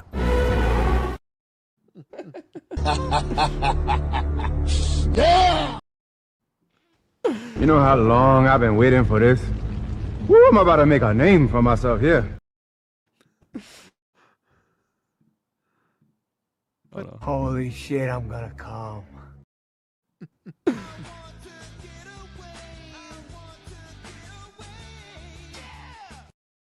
I always forget he's there because the image of it's just like bright lights.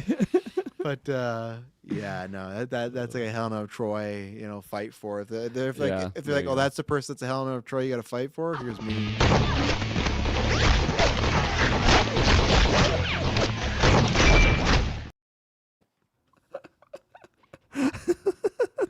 All right, Travis, we need to do first person over the wall for to do Fate Troy. Yeah, Oh yeah, I'll be that's there. me. Yeah, she's great. Great actor.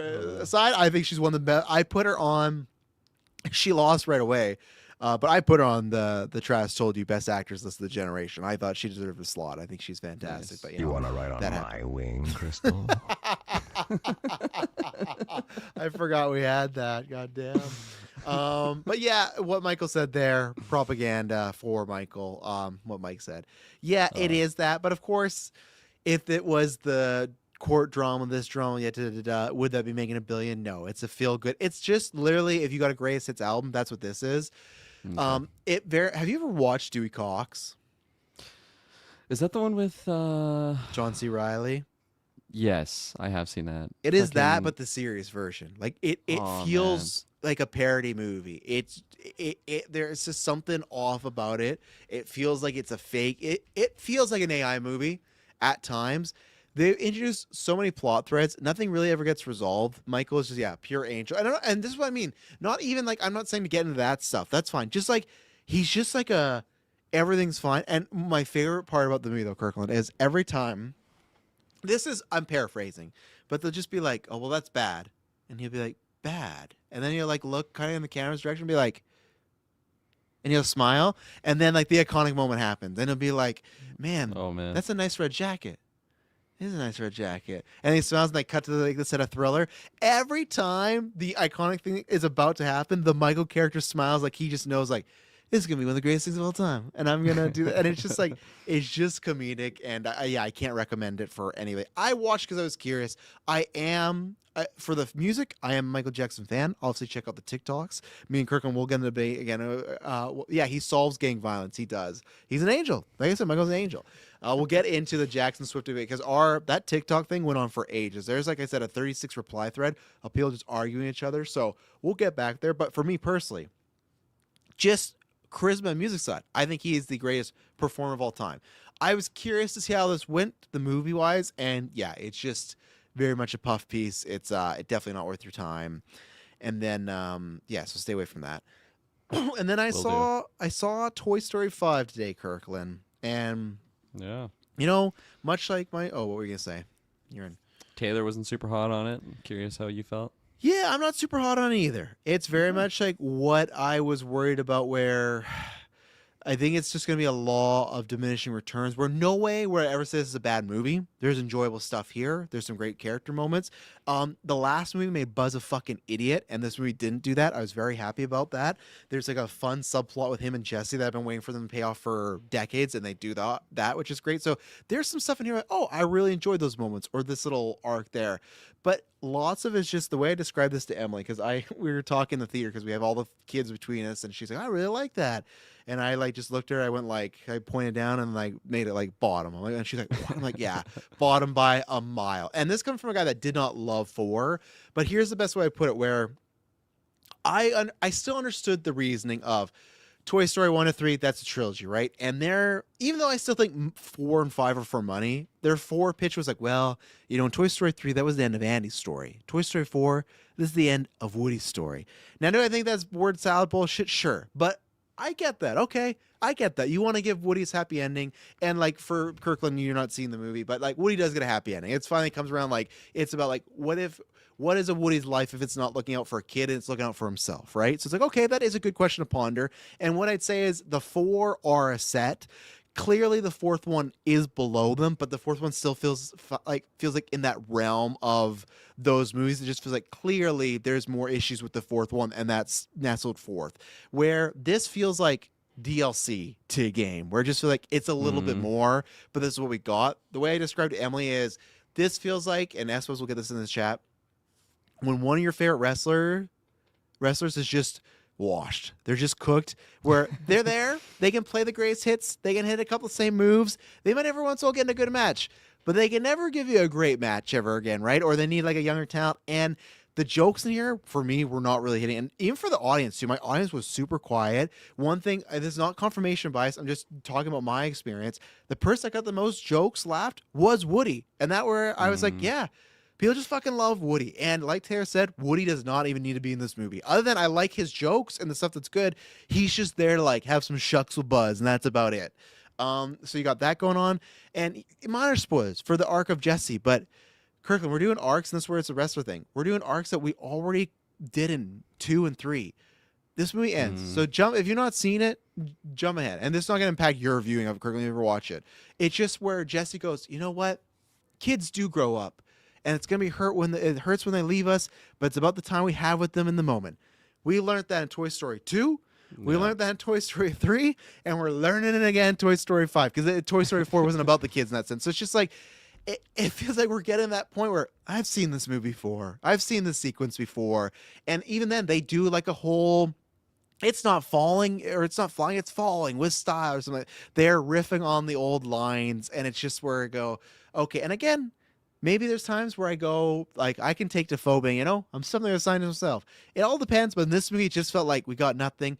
And there's a whole set piece, Kirkland, with a bunch of buzzes that feels like it could have just been how they have those Toy Story specials on Disney Plus where it's like Toy Story Terror? Yeah, it could be that. It's these buzzes that got lost on an island, and eventually they link up with our main characters and play something in the whatever. It didn't work. And that's where, yes, Mike, this is what hurt me. I heard so much in the reviews. Conan O'Brien's a standout. I love his character. Nothing against Conan. He killed it as far as voice acting wise. Conan to me is one of the most comedic, like, genius persons of all time.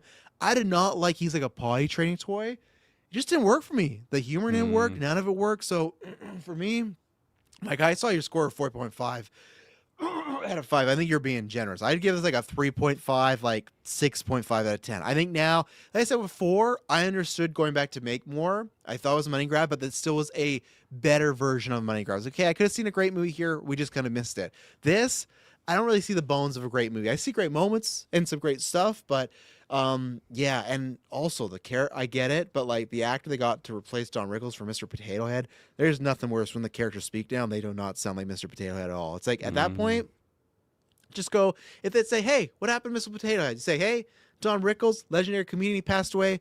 We're going to retire the character I respect. We don't need to get them going there, right? And that's where it just feels like this movie is very much made to put butts in seats and stuff. And my kids enjoyed it. They liked it. They had a good time. And that's where, again, it's still like a good movie, but I think it's very similar to like Lord of the Rings versus Hobbits. That Lord of the Rings trilogy, there's no good movie in there. Those are all fucking amazing, epic perfects. So when you keep going, you got to deliver that, right? And Toy Story to me has not done that twice. I feel like the fourth one tried that and then failed, and then this one's nowhere near that. So if you are a fan of it, I think you'll have a good enough time with these characters, and there is some fun moments with Buzz and Jesse particularly. I think I could still recommend, like, yeah, you'll still enjoy it. Miles, what is it?